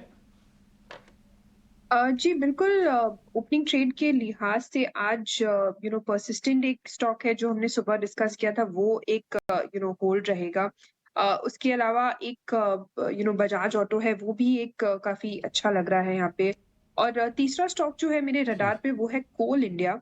यहाँ पे जो है स्टॉक में अच्छी बाइंग देखने को मिल रही है। वीक ऑन वीक बेसिस में हमने देखा है कि ये स्टॉक काफी स्ट्रांगली खड़ा है रेजिलिएंटली और अपने की एक्सपोनेंशियल मूविंग एवरेज को भी अच्छी तरह से होल्ड करा है। सपोर्ट्स जो है वो ग्रेजुअली शिफ्ट होते जा रहे हैं हायर जोन्स की तरफ। तो यहाँ पे मेरी राय रहेगी कि हम खरीदारी करें। 325 तक के टारगेट्स बनते हुए दिख रहे हैं, 309 के एक स्टॉप लॉस को लगाते हुए। आपके रेडार पे कौन से स्टॉक्स हैं जो ओपनिंग ट्रेड में बात की जा सकती है जिसके बारे में? अविनाश? इनफैक्ट अजय, मुझे लग रहा है कि रियल एस्टेट पैक में मुझे लग रहा है कि जिस प्रकार के नंबर्स ओबेरॉय रियलिटी ने दिखाए हैं, मेरे ख्याल से रियल एस्टेट एक इंटरेस्टिंग सेगमेंट होगा। हमारा टॉप पिक लार्ज कैप में डीएलएफ है और मिड कैप में हमको अनंत राज इंडस्ट्रीज पसंद है। इनफैक्ट पिछले हफ्ते नंबर्स आ गए थे, बहुत ही दमदार नंबर अनंत राज ने भी डिक्लेयर किए और मैनेजमेंट की कमेंट्री भी काफी स्ट्रांग है। तो मुझे लग रहा है कि वीक मार्केट में अगर आपको वैल्यू पिक के पॉइंट ऑफ व्यू से खरीदना है तो डीएलएफ और अनंत राज मुझे लग रहा है अगले 6-12 महीने के लिए अगर कोई होल्ड करता है तो अच्छी खासी रिटर्न्स मिलेगी। इनफैक्ट अनंत राज में तो डेटा सेंटर का जो बिजनेस है वो अगले साल होपफुली अच्छी तरह से स्केल अप होगा, तो अच्छी री-रेटिंग वहां पे भी होने की संभावना है। तो मेरी तरफ से ये दोनों स्टॉक्स रहेंगे अच्छी अपसाइड के लिए over the next 6 to 12 months. Mitesh, आपका ओपनिंग ट्रेड क्या होगा? मेरे ओपनिंग ट्रेड दो होंगे। पहला एबीबी है 4038 के ऊपर। आई थिंक 4000 के स्टॉप लॉस से लिया जा सकता है आज के दिन में। ऊपरी स्तरों के ऊपर 4080, 4080, 4120 के दो लक्ष्य आज के दिन में आ सकते हैं। दूसरा है ऑरो फार्मा। ऑरो फार्मा भी एक अच्छी स्ट्रेंथ है, 859 के ऊपर स्टॉक ट्रेड कर रहा है। 850 के स्टॉप लॉस से लिया जा सकता है। आज के दिन के टारगेट रहेंगे 870, 875। ओके, ऑरो फार्मा ऑलमोस्ट 900 के करीब आ गया है। सोनी पटनायक, आपका ओपनिंग ट्रेड? मेरा ओपनिंग ट्रेड रहेगा टाटा कम्युनिकेशंस में। आप ये बाई के साइड में रहेगा 1590 के स्टॉप लॉस के साथ आप बाई कर सकते हैं। टारगेट रहेगा 1650। रत्नेश जी का ओपनिंग ट्रेड भी जान लेते हैं, फिर स्टॉक पिकिंग आगे लेके चलेंगे। रत्नेश बताइए। मेरे भी ओपनिंग ट्रेड दो रहेंगे, एक बाय एक सेल। मुझे ऐसा लगता है थोड़ा सा बाजार हायर साइड पे सस्टेन करने में डिफिकल्टी आएगी, तो पहला एक जो बाय रहेगा वो मिड कैप साइड से वेल्सपन इंडिया रहेगा। मुझे ऐसा लगता है कि इसमें काफी अच्छा मोमेंटम जो बना हुआ है फ्राइडे सेशन में कंटिन्यू रह सकता है। ऊपर में टारगेट बनेंगे 160 रुपए के, स्टॉप लॉस इसमें लगा सकते हैं 145 का। दूसरा एक सेल रहेगा एयू बैंक में मुझे ऐसा लगता है कि जो ब्रेकडाउन है वो कंटिन्यू रह सकता है, वो फर्दर वीकनेस में देखने को मिल सकती है यहाँ पे। तो जो टारगेट बनेंगे वो 660 तक के बनेंगे और स्टॉप लॉस लगाएंगे तो 685 का। ठीक है, वीकनेस एयू बैंक में जारी रह सकती है। अब एक एडवांस डिक्लाइन का एक बार रुख ले लेते हैं। पहले 8-10 मिनट हो चुके हैं बाजारों खुले। एडवांस डिक्लाइन देखिए, निफ्टी गैप डाउन के बाद थोड़ा और घटा, उसके बाद रिकवर होने की कोशिश कर रहा है। इंटरडे लेके आइए डायरेक्टर साहब, Nifty, bank Nifty, small cap, mid cap, उसके बाद आगे लेके चलते हैं। अविनाश, एक बड़ी इंटरेस्टिंग खबर हमने देखी, वो ये कि government, in fact ministry of finance और कॉर्पोरेट अफेयर्स ने कहा है कि बड़ी कंपनियों को, अनलिस्टेड कंपनियों को डीमैट फॉर्म में शेयर रखना अनिवार्य होगा जल्दी ही। जो कि मान लीजिए कोई बड़ी प्राइवेट कंपनी है, वो प्राइवेट इक्विटी या कुछ और डील्स करती है ऑफ मार्केट, क्योंकि लिस्टेड है नहीं, वो फिजिकल शेयर चलते थे, उनका भी डीमैटेरियलाइजेशन अनिवार्य होने वाला है। तो कौन से बाजार के स्टॉक के ऊपर पॉजिटिव इंपैक्ट आएगा? क्या मेरी सोच अगर सीडीएसएल की तरफ जा रही है तो क्या सही है, या केफिन टाइप स्टॉक, क्योंकि इनका वॉल्यूम बढ़ जाएगा? सीडीएसएल लिस्टेड स्पेस में एकमात्र कंपनी है जो पूरी तरह से इसका बेनिफिट लेगा। इनफैक्ट मुझे लग रहा है कि इसमें अपॉर्चुनिटी बहुत बड़ी है, क्योंकि काफी ऐसी अनलिस्टेड कंपनीज है जो अभी भी फिजिकल शेयर्स में काम करते हैं, लेकिन रेगुलेटरी एक बार अप्रूवल आता है तो मेरे ख्याल से यहाँ पे there will be a huge appetite. और सीडीएसएल के पास इंफ्रास्ट्रक्चर भी है, एसेट लाइट मॉडल होने के कारण स्केलेबिलिटी काफी अच्छी हो सकती है। तो डेफिनेटली मुझे लग रहा है कि सीडीएसएल में नंबर्स तो अच्छे आ गए। इनफैक्ट मैं पढ़ रहा था कि पिछले क्वार्टर में ऑलमोस्ट 80 लाख नए अकाउंट्स इन्होंने डीमैट अकाउंट्स ऐड किए, तो ट्रैक्शन काफी स्ट्रांग है। अगर ये भी बिजनेस आता है तो मेरे ख्याल से आपको अगले साल भी डेफिनेटली अच्छी ग्रोथ देखने को मिलेगी, और both top line as well as profitability में अच्छा इंप्रूवमेंट आपको देखने को। ठीक है, सीडीएसएल 1400 रुपए के ऊपर ये ट्रेड कर रहा है, लेकिन नतीजों के दम पर एक्शन बहुत ज्यादा हो रहा है। एमएनएम फाइनेंस इस वक्त 10% नीचे आकर ये कारोबार कर रहा है। आज हम कंपनी के मैनेजमेंट से बात करेंगे, रमेश अय्यर हमारे साथ जुड़ेंगे, उनसे हम कंपनी के बारे में तमाम सवाल करेंगे आपके हित से जुड़े हुए।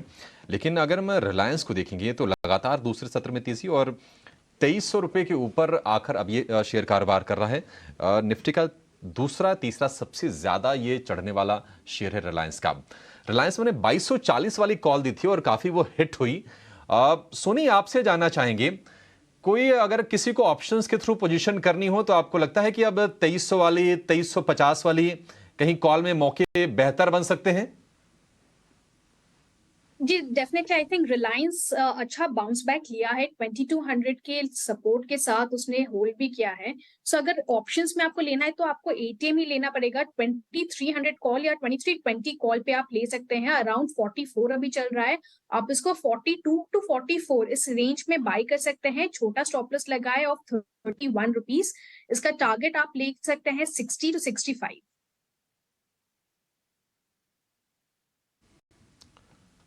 ठीक है, 2320 वाली कॉल, इसमें आपके लिए मौके बन सकते हैं। रिलायंस बढ़िया तेजी, लगातार 2 सत्र में ये शेयर दमखम अपना दिखा रहा है।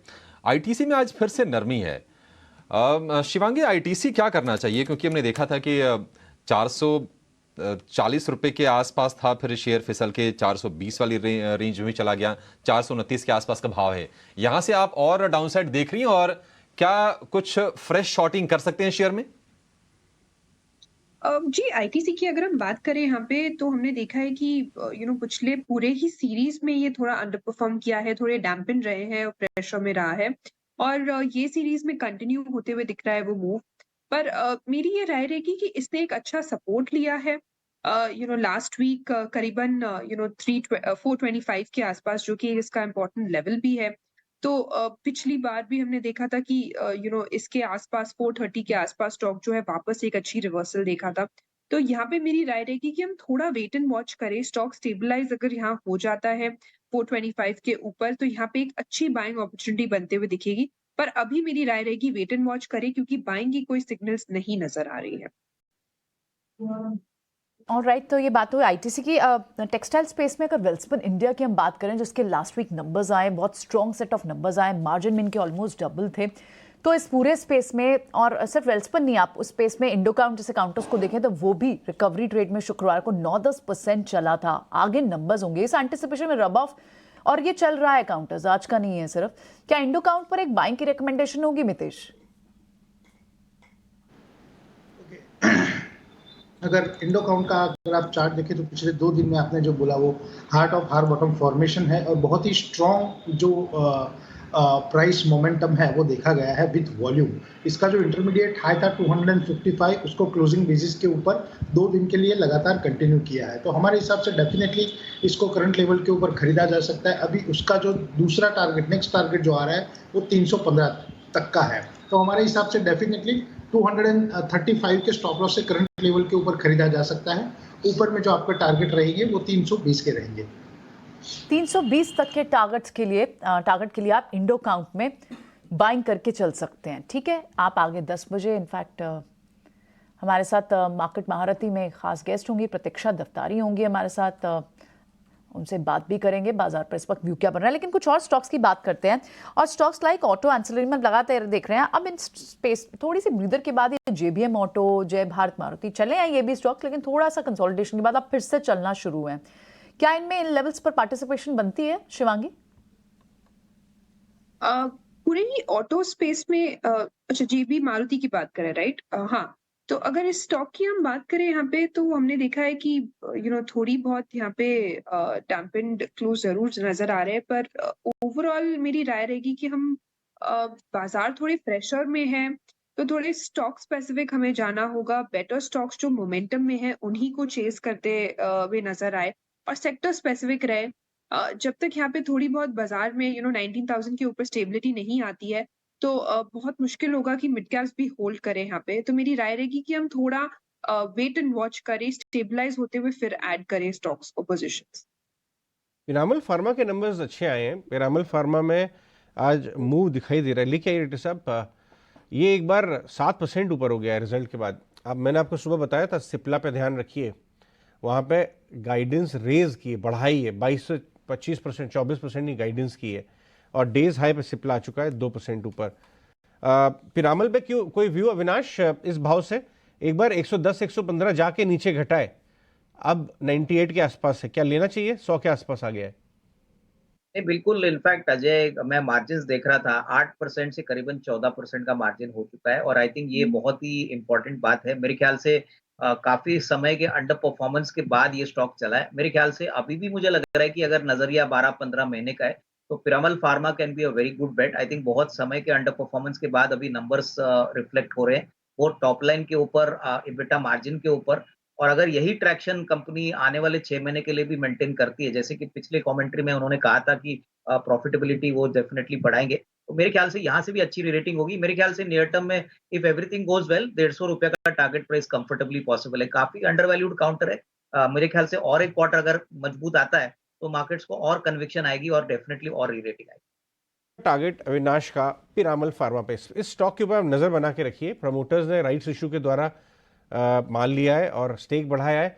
2-4 खराब क्वार्टर के बाद नंबर्स अब पलटना शुरू हो गए, तो इसको अपने रेडार पे जरूर रखें।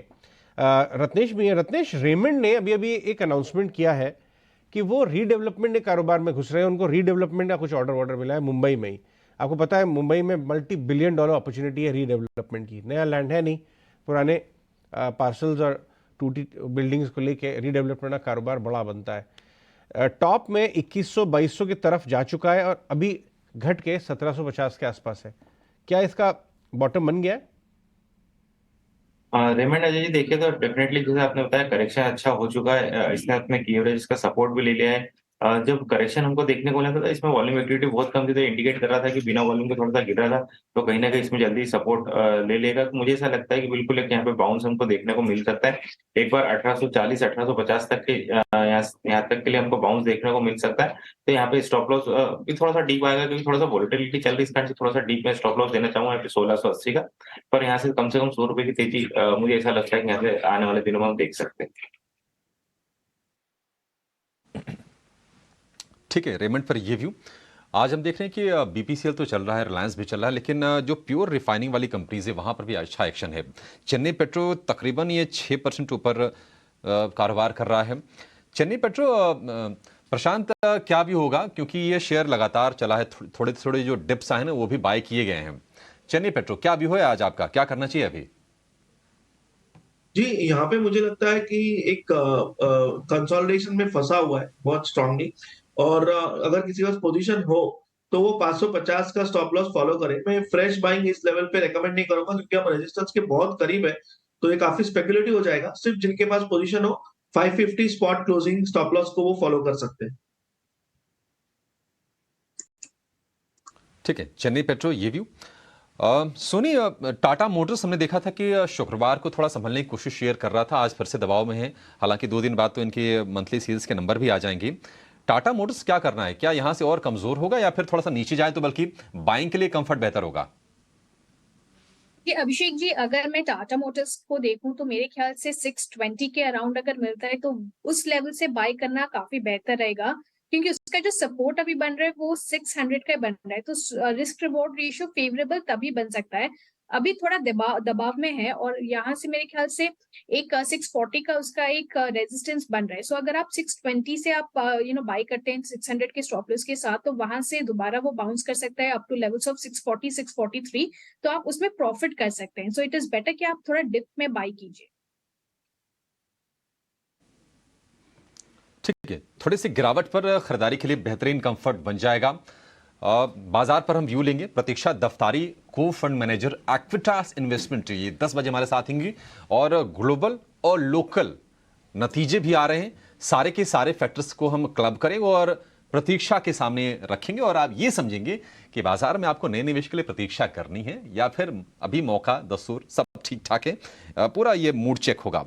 वेल्सपन इंडिया, वेल्सपन लिविंग जिसका के नाम हो गया है, वहां पर हम देख रहे हैं कि ये लगातार बाइंग है, और आज भी ये शेयर हम देख रहे हैं कि 4-5% ऊपर कारोबार कर रहा है। शिवांगी जी जरा बताइए, वेल्सपन इंडिया क्योंकि 52 हफ्ते की ऊंचाई पर ऑलरेडी ये शेयर ट्रेड कर रहा है, यहां से कितने ऊपर के दायरे आपको खुलते हुए दिख रहे हैं? जी, इसमें पिछले 4 हफ्तों से हमने कंटिन्यूअसली देखा है कि हायर हाइज बनते जा रहा है स्टॉक में, और काफी अच्छी बाइंग है, कोई भी छोटे डिक्लाइंस में। नेक्स्ट जो लेवल्स है यहाँ पे 158 और फिर 160 तक के नजर बनते हुए आ रहे हैं। स्टॉक में अच्छी एक वॉल्यूम्स भी इंक्रीज हुई है पिछले पूरे हफ्ते में, तो यहाँ पे एक 149 के एक सपोर्ट को ध्यान रखते हुए इस ट्रेड के साथ हम बने रह सकते हैं और स्टॉप लॉसेस ट्रेल कर सकते हैं आगे की तरफ। राइट, ये बात हुई। रत्नेश ने अभी इस पे एक टारगेट भी दिया है। ठीक है, हम ट्रैक कर रहे हैं इन सभी स्टॉक्स को, लेकिन इस बीच एक लार्ज कैप स्टॉक्स में टेक महिंद्रा को देखते हैं। वीक नंबर्स के बाद लास्ट वीक काफ़ी ज़्यादा प्रेशर में था, अभी फिलहाल 1-1.5% तेज़ी के साथ है। इसमें कैसा रुझान दिख रहा है अभी प्रशांत? रिकवरी ट्रेड में 1-1.5% थोड़ा स्ट्रीम बाकी लगती है, या एक दायरे में ही रहेगा ये स्टॉक अभी? तो ओवरऑल अगर हम यहाँ पे देखें तो मुझे लग रहा है प्रियंका, ये बहुत ज्यादा वीक पैटर्न हो चुका है। इट्स अ स्ट्रक्चरल ब्रेकडाउन और एक पुल बैक आ रहा है, तो बाइंग तो टोटली अवॉइड कर देनी चाहिए। इनफैक्ट मैं सिर्फ रेकमेंड करूंगा कि अगर किसके पास पोजीशन हो तो 1100 स्पॉट ये आपका स्ट्रिक्ट स्टॉप लॉस होना चाहिए। 1100 के नीचे क्लोज हो जाए तो मुझे लगता है कि एग्जिट करना चाहिए। पैटर्न बहुत वीक है, मैं यहाँ पे कोई भी बॉटम फिशिंग नहीं करूंगा, और no buy recommendation, stay away, and just अगर आपके पास पोजीशन है तो protect it with 1100 spot closing stop loss. देखिए, बाजार में गिरावट बढ़ गई है थोड़ी, 19,000 के नीचे आ गया है निफ्टी वापस से। इंट्राडे लेके आई है।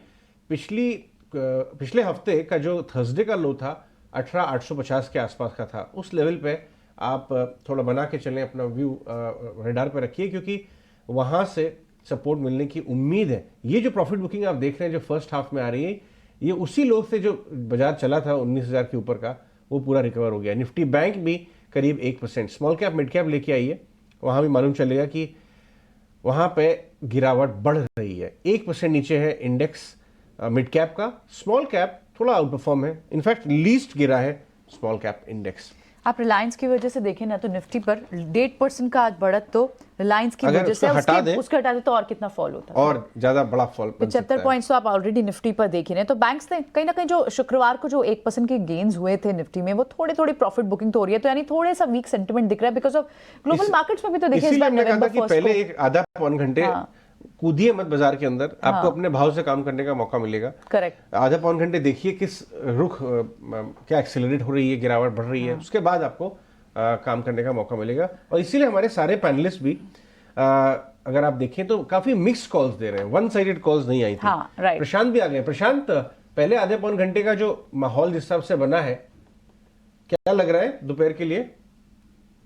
जो मुझे लग रहा है कि जो थर्सडे का लो है वो टेस्ट होगा और एक डबल बॉटम जैसा पैटर्न बन सकता है अगर वो टेस्ट होके इंटैक्ट रहे।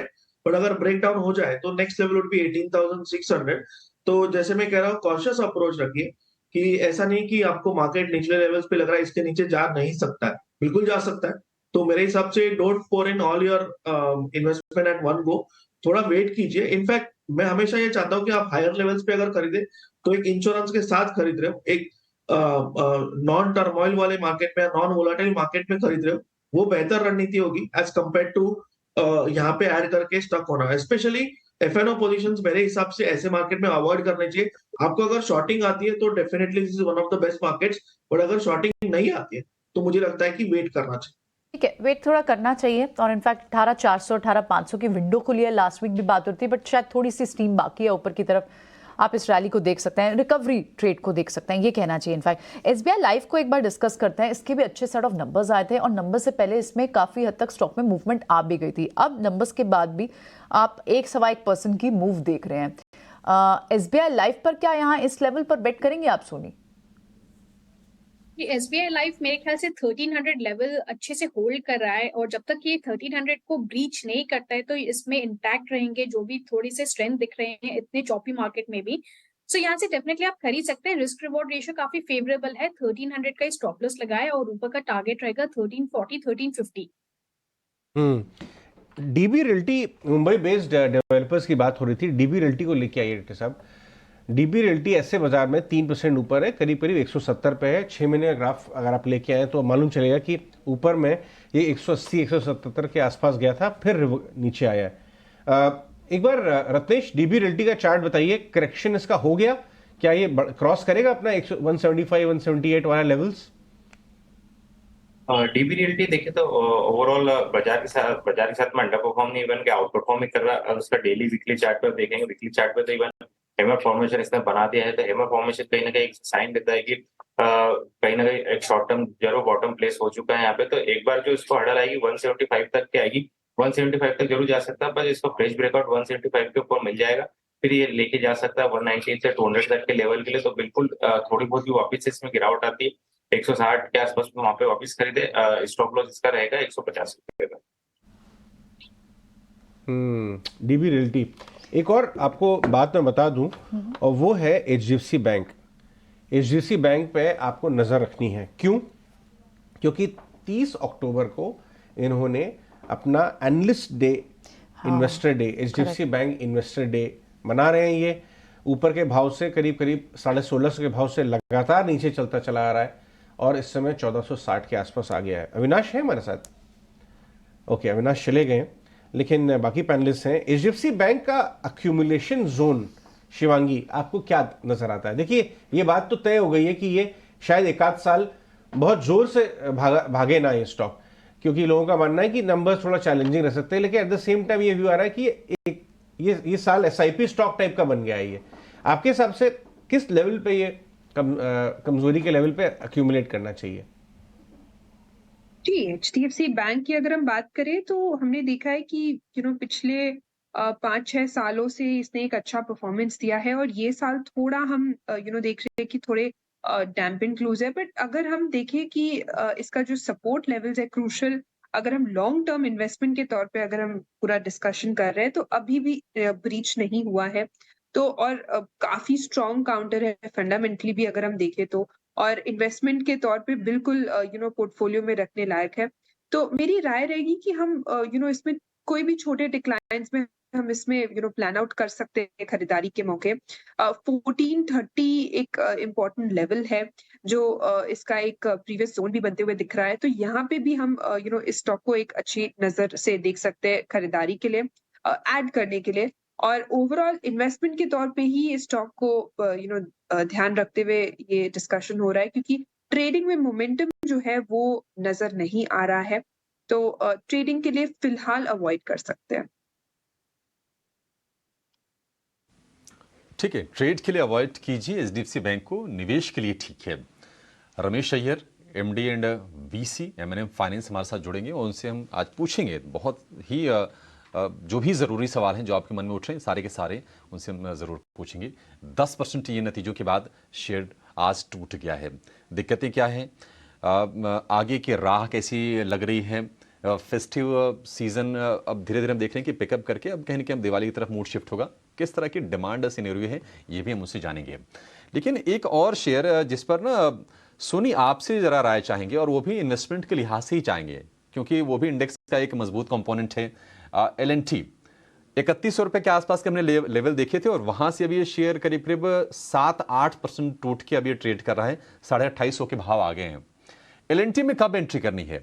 क्योंकि ये शेयर कहीं ना कहीं ये कह सकते हैं कि बाजार में जिस तरह से हमने कमजोरी देखी है उसका शिकार ये भी हुआ है।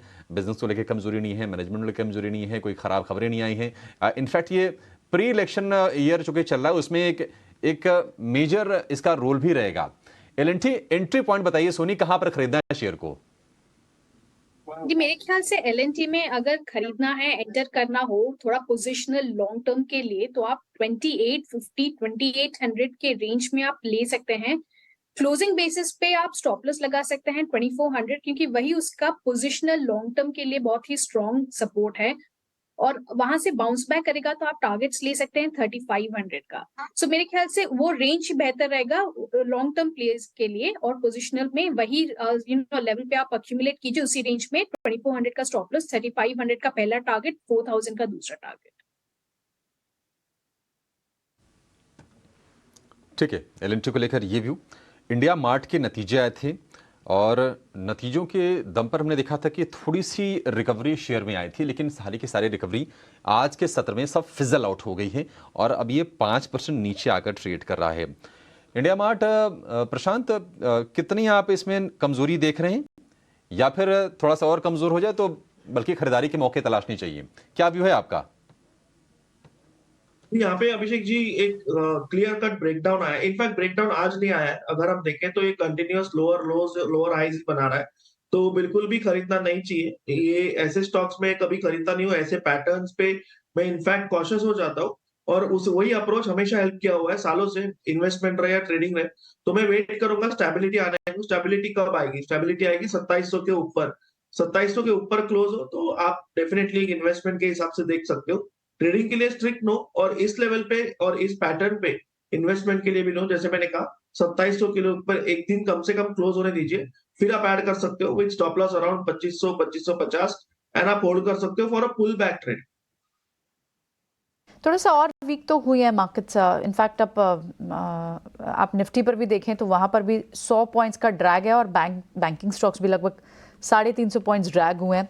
हीरो मोटोकॉर्प के नंबर्स भी आने हैं इस हफ्ते। बजाज ऑटो के कंसिडरिंग अच्छे नंबर्स आए थे, और ये दोनों स्टॉक्स काफ़ी चले भी हैं, लेकिन अब 1.5% वीक हीरो मोटोकॉर्प से, और पिछले कुछ मिनटों में यहाँ पर भी गिरावट बढ़ी है। टाटा कंज्यूमर जिनके नंबर्स आने हैं वो थोड़े से वीक हुए हैं। क्या इस गिरावट का कोई फायदा उठाना चाहिए? क्योंकि अगर टू व्हीलर स्पेस के नंबर्स बजाज ऑटो के अच्छे हैं, खैर उनमें एक्सपोर्ट का ट्रिगर भी होता है, लेकिन ऑफ कोर्स हीरो मोटोकॉर्प के लिए भी कई सारे पॉजिटिव ट्रिगर्स हैं। क्या इस गिरावट में एक्यूमुलेट करने का मौका ढूंढना चाहिए मितेश हीरो मोटोकॉर्प को, या फिर अभी थोड़ा इंतजार करें? देखिए हीरो मोटोकॉर्प का अगर हम लोग चार्ट पैटर्न देखें तो डेफिनेटली एक लोअर एंड से उसको सपोर्ट मिला ही है, क्योंकि लोअर एंड सस्टेन नहीं हो रहा है। दूसरा कि जहां से रैली स्टार्ट हुई थी 3132 वहां पे स्टॉक आ चुका है, तो मेरे हिसाब से डेफिनेटली करंट लेवल के ऊपर इसमें एक्यूमुलेशन किया जा सकता है। ठीक है, एशियन पेंट्स भी आप देखें तो पिछले कुछ मिनटों में जो वीक हुए हैं काउंटर्स, उनमें कई सारे फार्मा के काउंटर्स भी हैं। इनफैक्ट बाजार जिस तरह से इस ऐसे बाजार में थोड़े से डिफेंसिव स्टॉक्स ऊपर आते हैं, लेकिन आप large caps like Britannia, doctor Reddy's में तो नंबर्स का एक ट्रिगर था, पर सन फार्मा जैसे काउंटर्स, उस सन फार्मा के भी नंबर्स हैं, टैरो के लास्ट वीक नंबर्स आ गए थे, वहां पर भी आपको थोड़ी सी वीकनेस तो दिख रही है। इनफैक्ट और अब ऑटो काउंटर्स में टाटा मोटर्स जैसे काउंटर्स, वहां पर और फर्दर स्लाइड है, 2.5% की स्लाइड वहां है। M&M और M&M भी 2.5% गिरावट है। ऑटो में किस तरह के रोलोवर्स थे सोनी, और इस वक्त स्ट्रेंथ कहाँ दिख रही है? कॉन्सिडरिंग TVS, अशोक लेलैंड ये अच्छे चले, बजाज ऑटो, हीरो मोटोकॉर्प अच्छे चले, बट फिर भी नवंबर सीरीज के लिए अगर कुछ काउंटर्स को एम करना हो, कहाँ वीकनेस का फायदा उठा सकते हैं? जी प्रियंका जी, जैसे कि मॉर्निंग में भी मैं मेंशन कर रही थी, ऑटो सेक्टर में मिक्स्ड बैग ऑफ सेंटिमेंट्स है, नॉट कि सारे स्टॉक्स उसमें से अच्छे रोलओवर्स दिखाएं। बजाज ऑटो, हीरो मोटर्स और टीवीएस मोटर थोड़े बहुत अच्छे रोलओवर्स के साथ स्टार्ट किए थे, उसमें से वीकनेस अगर हम देखेंगे तो एमएनएम में शॉर्ट रोल्स हुए थे, तो वहां पे हमको डेफिनेटली वीकनेस या फिर शॉर्ट साइड का फायदा उठाना चाहिए। और आज अगर हम देखेंगे तो 1500 का उसका सपोर्ट भी ब्रेक किया है और 1480 के नीचे अभी ट्रेड कर रहा है। सो काफी अच्छा उसने वो सपोर्ट ब्रेक करके और भी नीचे आया है, यानी कि 1500 का उसका एक रेजिस्टेंस बन जाएगा अभी। सो 1500 के स्टॉप लॉस के साथ एमएनएम यहाँ पे सेल कर सकते हैं for lower targets of 1440 to 1420। Shivangi, एक आखिरी सवाल इससे पहले कि आपको हम इजाजत दें, ये जिंदल ड्रिलिंग एक स्टॉक है स्मॉल कैप मिड कैप में, oil and gas capex play काफ़ी ज़बरदस्त चल रहा है, घटा नहीं बहुत ज़्यादा गिरावट में पिछले हफ्ते, आज 4% ऊपर और 6 महीने में डबल हुआ है स्टॉक मोर देन। इसमें मोमेंटम दिख रहा है आपको ट्रेड लायक, पोजिशनल ट्रेड अगर इच्छा हो किसी की? जी बिल्कुल, इस स्टॉक की अगर हम बात करें, यहाँ पे हमने देखा है कि वीक ऑन वीक बेसिस में स्टॉक जो है एक रेंज को रिस्पेक्ट कर रहा है। मंथली बेसिस पे हमने देखा है कि हायर हाइज कंटिन्यूसली बनते जा रहे हैं पिछले 6 महीनों से। तो स्टॉक जो है कोई भी छोटे डिक्लाइंस में खरीदारी के मौके ढूंढ रहे हैं यहाँ पे। तो बिल्कुल मेरी राय रहेगी कि यहाँ हम बने रह सकते हैं, अपने स्टॉप लॉसेस ट्रेल कर सकते हैं। एक इंटरेस्टिंग फैक्ट है कि ये जून के महीने से जो है अपने 50 एक्सपोनेंशियल मूविंग एवरेज को काफी अच्छी तरह से होल्ड किया है सपोर्ट के तौर पे, और अभी फिलहाल हमने देखा है 4 दिन पहले वापस इस सपोर्ट को काफी स्ट्रांगली इसने एक रिस्पेक्ट होते हुए दिखाया है। तो यहाँ पे 700 तक के टारगेट्स जो है हम एक्सपेक्ट कर सकते हैं नेक्स्ट, और 600 यहाँ पे 665 के एक सपोर्ट को हम ध्यान रखें। ठीक है, alright. Mid cap small cap में कई सारे काउंटर्स जिनमें आपको अच्छी मूव दिख रही है और वहाँ क्या रहना बेटर है इस वक्त? रिजल्ट्स बेस्ड ट्रिगर जहाँ थे वो ब्रॉय रियल्टी जैसे काउंटर्स अच्छे चल रहे हैं, और इनफैक्ट हेल्थ केयर में मैक्स हेल्थ केयर, इसके भी आपको याद होगा ऑपरेशनल अपडेट्स जब starting max health care in fact काफ़ी स्ट्रेंथ हॉस्पिटल डायग्नोस्टिक काउंटर्स में रही थी, ये काउंटर भी ज़्यादा वीक नहीं हुआ था as compared to other counter. क्या थोड़ा सा सेफ काउंटर लगता है ये शिवांगी? शिवांगी जा चुके हैं, सॉरी।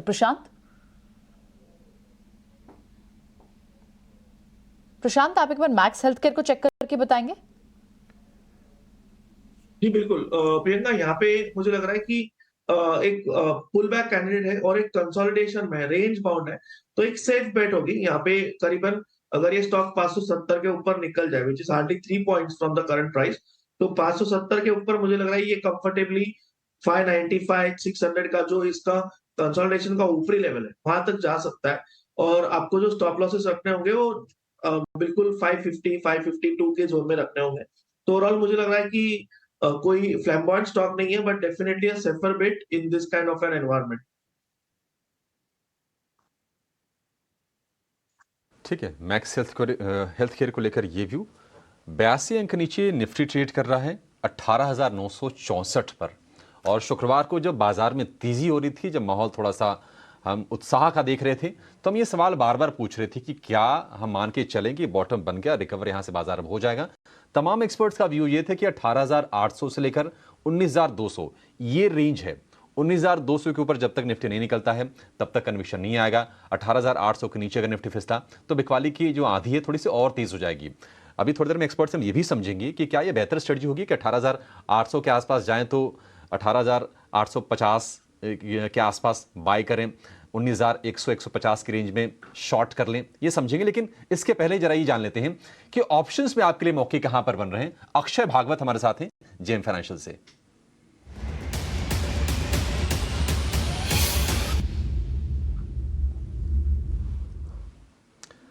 अक्षय, बहुत शुक्रिया आपका समय देने के लिए, स्वागत है आपका 18 स्वदेश पर। बताइए ऑप्शंस के चैंपियन ट्रेड बताइए सर, कहां पर मौके बन रहे हैं आज? Good morning. तो आज ऑप्शंस के चैंपियन में स्टॉक रिकमेंड कर रहा हूँ वो है ONGC। ONGC ने जो फर्स्ट डे ऑफ नया सीरीज था वहां पे बहुत ही स्ट्रॉन्ग अपसाइड देखने को मिला 180 के लेवल से। डेरिवेटिव्स डेटा भी सपोर्ट करा यहाँ पे, जहाँ पे लॉन्ग एडिशंस देखने को मिला।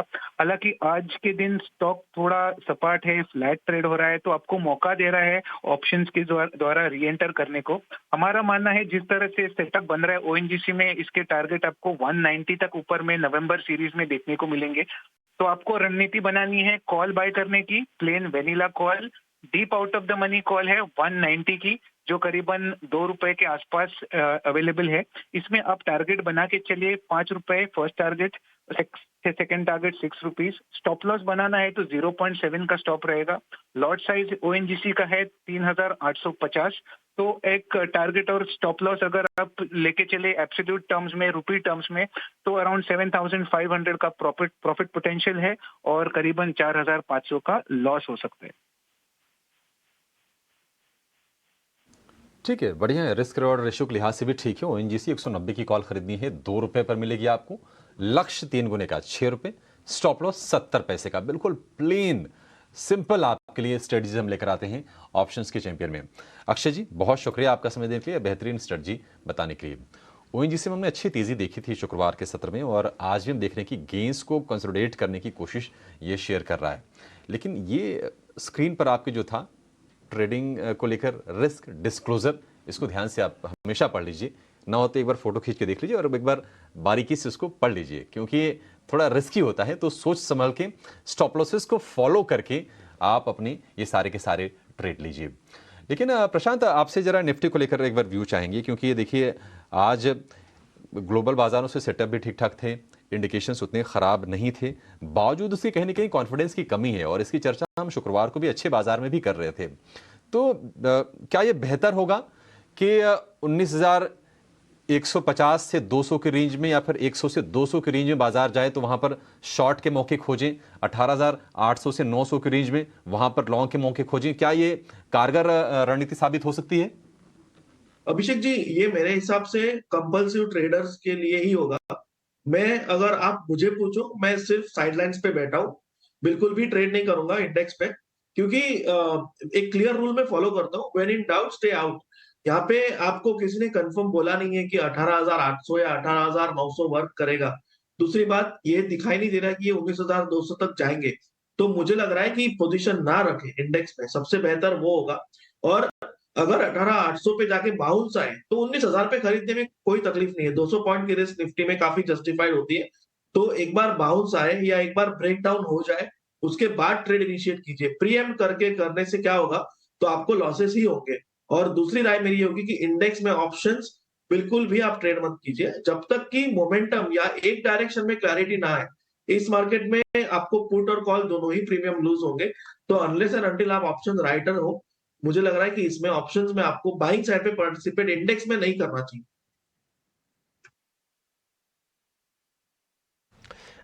मेड प्लस करके एक स्टॉक है, जरा इसको लेके आइए, ये मैं डिस्कस करना चाहूँगा रत्नेश के साथ। रत्नेश, मेड प्लस चर्चा में कम रहता है, लेकिन हेल्थ केयर सेक्टर जो फोकस में आ रहा है, बहुत सारे फंड्स भी आ गए हैं कई जगहों पे। इस स्टॉक का बड़े इन्वेस्टर्स इसका एनालिसिस शुरू कर रहे हैं। टॉप से काफ़ी घटा हुआ है। अगर आप एक साल का लें तो चार्ट देखें तो 1200 के लेवल से घट के ये 800 के लेवल पे आ गया है, करेक्टिव फेज में है, और 52 वीक हाई का काफ़ी दूर है एक्चुअली। सुनने में ये आ रहा है कि करीब 9,000 करोड़ का जो एम कैप है, ये इनके 4,000 स्टोर्स हैं इस समय और फैलेंगे पूरे देश भर में। तो ये तो हो गया फंडामेंटल व्यू। चार्ट्स क्या कहते हैं? क्या इस समय ये रिस्क रिवॉर्ड अट्रैक्टिव है आपके हिसाब से, अगर पोजीशन लेना चाहते हैं व्यू तो? मेड प्लेस पे देखे तो कंटिन्यू लोअर लो फॉर्मेशन पे था ये, बात हुई अगर वापस से फिर अपने की एवरेजेस के आसपास में आ गया तो वहां से टेक्निकल बाउंड बनता है। हालांकि फिर अभी किसी तरह का इसमें लॉन्ग टर्म स्ट्रक्चरल चेंज नहीं हुआ। चार्ट के लिहाज से मैं बात कर रहा हूँ यहाँ पे, तो चार्ट के लिहाज से टेक्निकल बाउंस यहाँ पे बनता दिखाई देता है, जो 840 रुपए तक के लिए बनेगा वो शॉर्ट टर्म टेक्निकल बाउंस है, उसी को प्ले करना चाहिए बस। बहुत बड़ी इसमें तेजी हाल फिलहाल नहीं नजर आती है मुझे, और 790 का स्टॉप लॉस रहेगा यहाँ पे। बट वो शॉर्ट टर्म के लिए प्ले करना, अभी लॉन्ग टर्म या निवेश के लिहाज से इसमें चार्ट पर किसी भी तरह का स्ट्रक्चरल चेंज नहीं है। ये हो गया मेड प्लस पे व्यू। प्रशांत, आज ये अपने भसीन साहब एक स्टॉक बता के गए हैं, एसआरएफ। मैं इस पे चार्ट पे व्यू आपका चाहूंगा, क्योंकि एसआरएफ बहुत ठुका हुआ स्टॉक है। ऊपर में 4,000 हुआ करता था, एक साल का चार्ट लिखे आइए और लंबा। हुआ क्या है कि इनके रिजल्ट के बाद मैनेजमेंट ने ये बोला है कि second half of the year better हो सकता है। तो इसलिए ये देखिए, ये 2600 क्रॉस ही नहीं करता नीचे बार बार, बट 2100 पे मल्टीपल सपोर्ट। आप कैसे देखते हैं इसके चार्ट को, अगर मैं प्योरली इन्वेस्टमेंट व्यू की बात करूं, थोड़ा लंबा व्यू? इन्वेस्टमेंट पर्सपेक्टिव से अगर देखना हो तो हमें वीकली चार्ट देखना होगा। वहां पे भी मुझे लग रहा है कि वीकनेस नजर आ रही है। और अगर मैं मंथली चार्ट पे तो मुझे लग रहा है कंसोलिडेशन नजर आ रहा है। बट अगर मैं ट्रेडिंग के लिहाज से देख तो यहाँ पे डेफिनेटली जो शुक्रवार को लो बना हुआ है करीबन 2090 का, ये बहुत अहम होगा। अगर ये ब्रेक हो जाए तो स्टॉक एक मेजर ब्रेकडाउन में जा सकता है। तो इन्वेस्टमेंट पर्सपेक्टिव और ट्रेडिंग दोनों के हिसाब से मैं थोड़ा वेट एंड वॉच कॉशन की राय दूंगा, क्योंकि ओवरऑल मार्केट का स्ट्रक्चर खराब है। एक बार थोड़ा स्टेबिलिटी आ जाए और हो सकता है हायर बाय करना पड़े, अगर 2160 की जगह 2200 पे बाय करना पड़े, बट वो at least with conviction with insurance होगा। तो मैं इसमें वेट करूंगा और डेफिनेटली इन्वेस्टमेंट या ट्रेडिंग दोनों के लिए ही डिसीजन थोड़ा सा रुक के लूंगा। चलिए ठीक है, थोड़ा रुक कर लेना चाहिए, बट गुड फंडामेंटल स्टॉक है, वो भी वही बात करते हैं हर बार। लास्ट वीक भी दे रहे थे इनफैक्ट एसआरएफ ना अजय, बार बार पोर्टफोलियो स्टॉक्स एसआरएफ और आरती इंडस्ट्री, कई सारे स्टॉक्स पर बात हुई थी। ठीक है, बढ़ते हैं आगे, देख लेते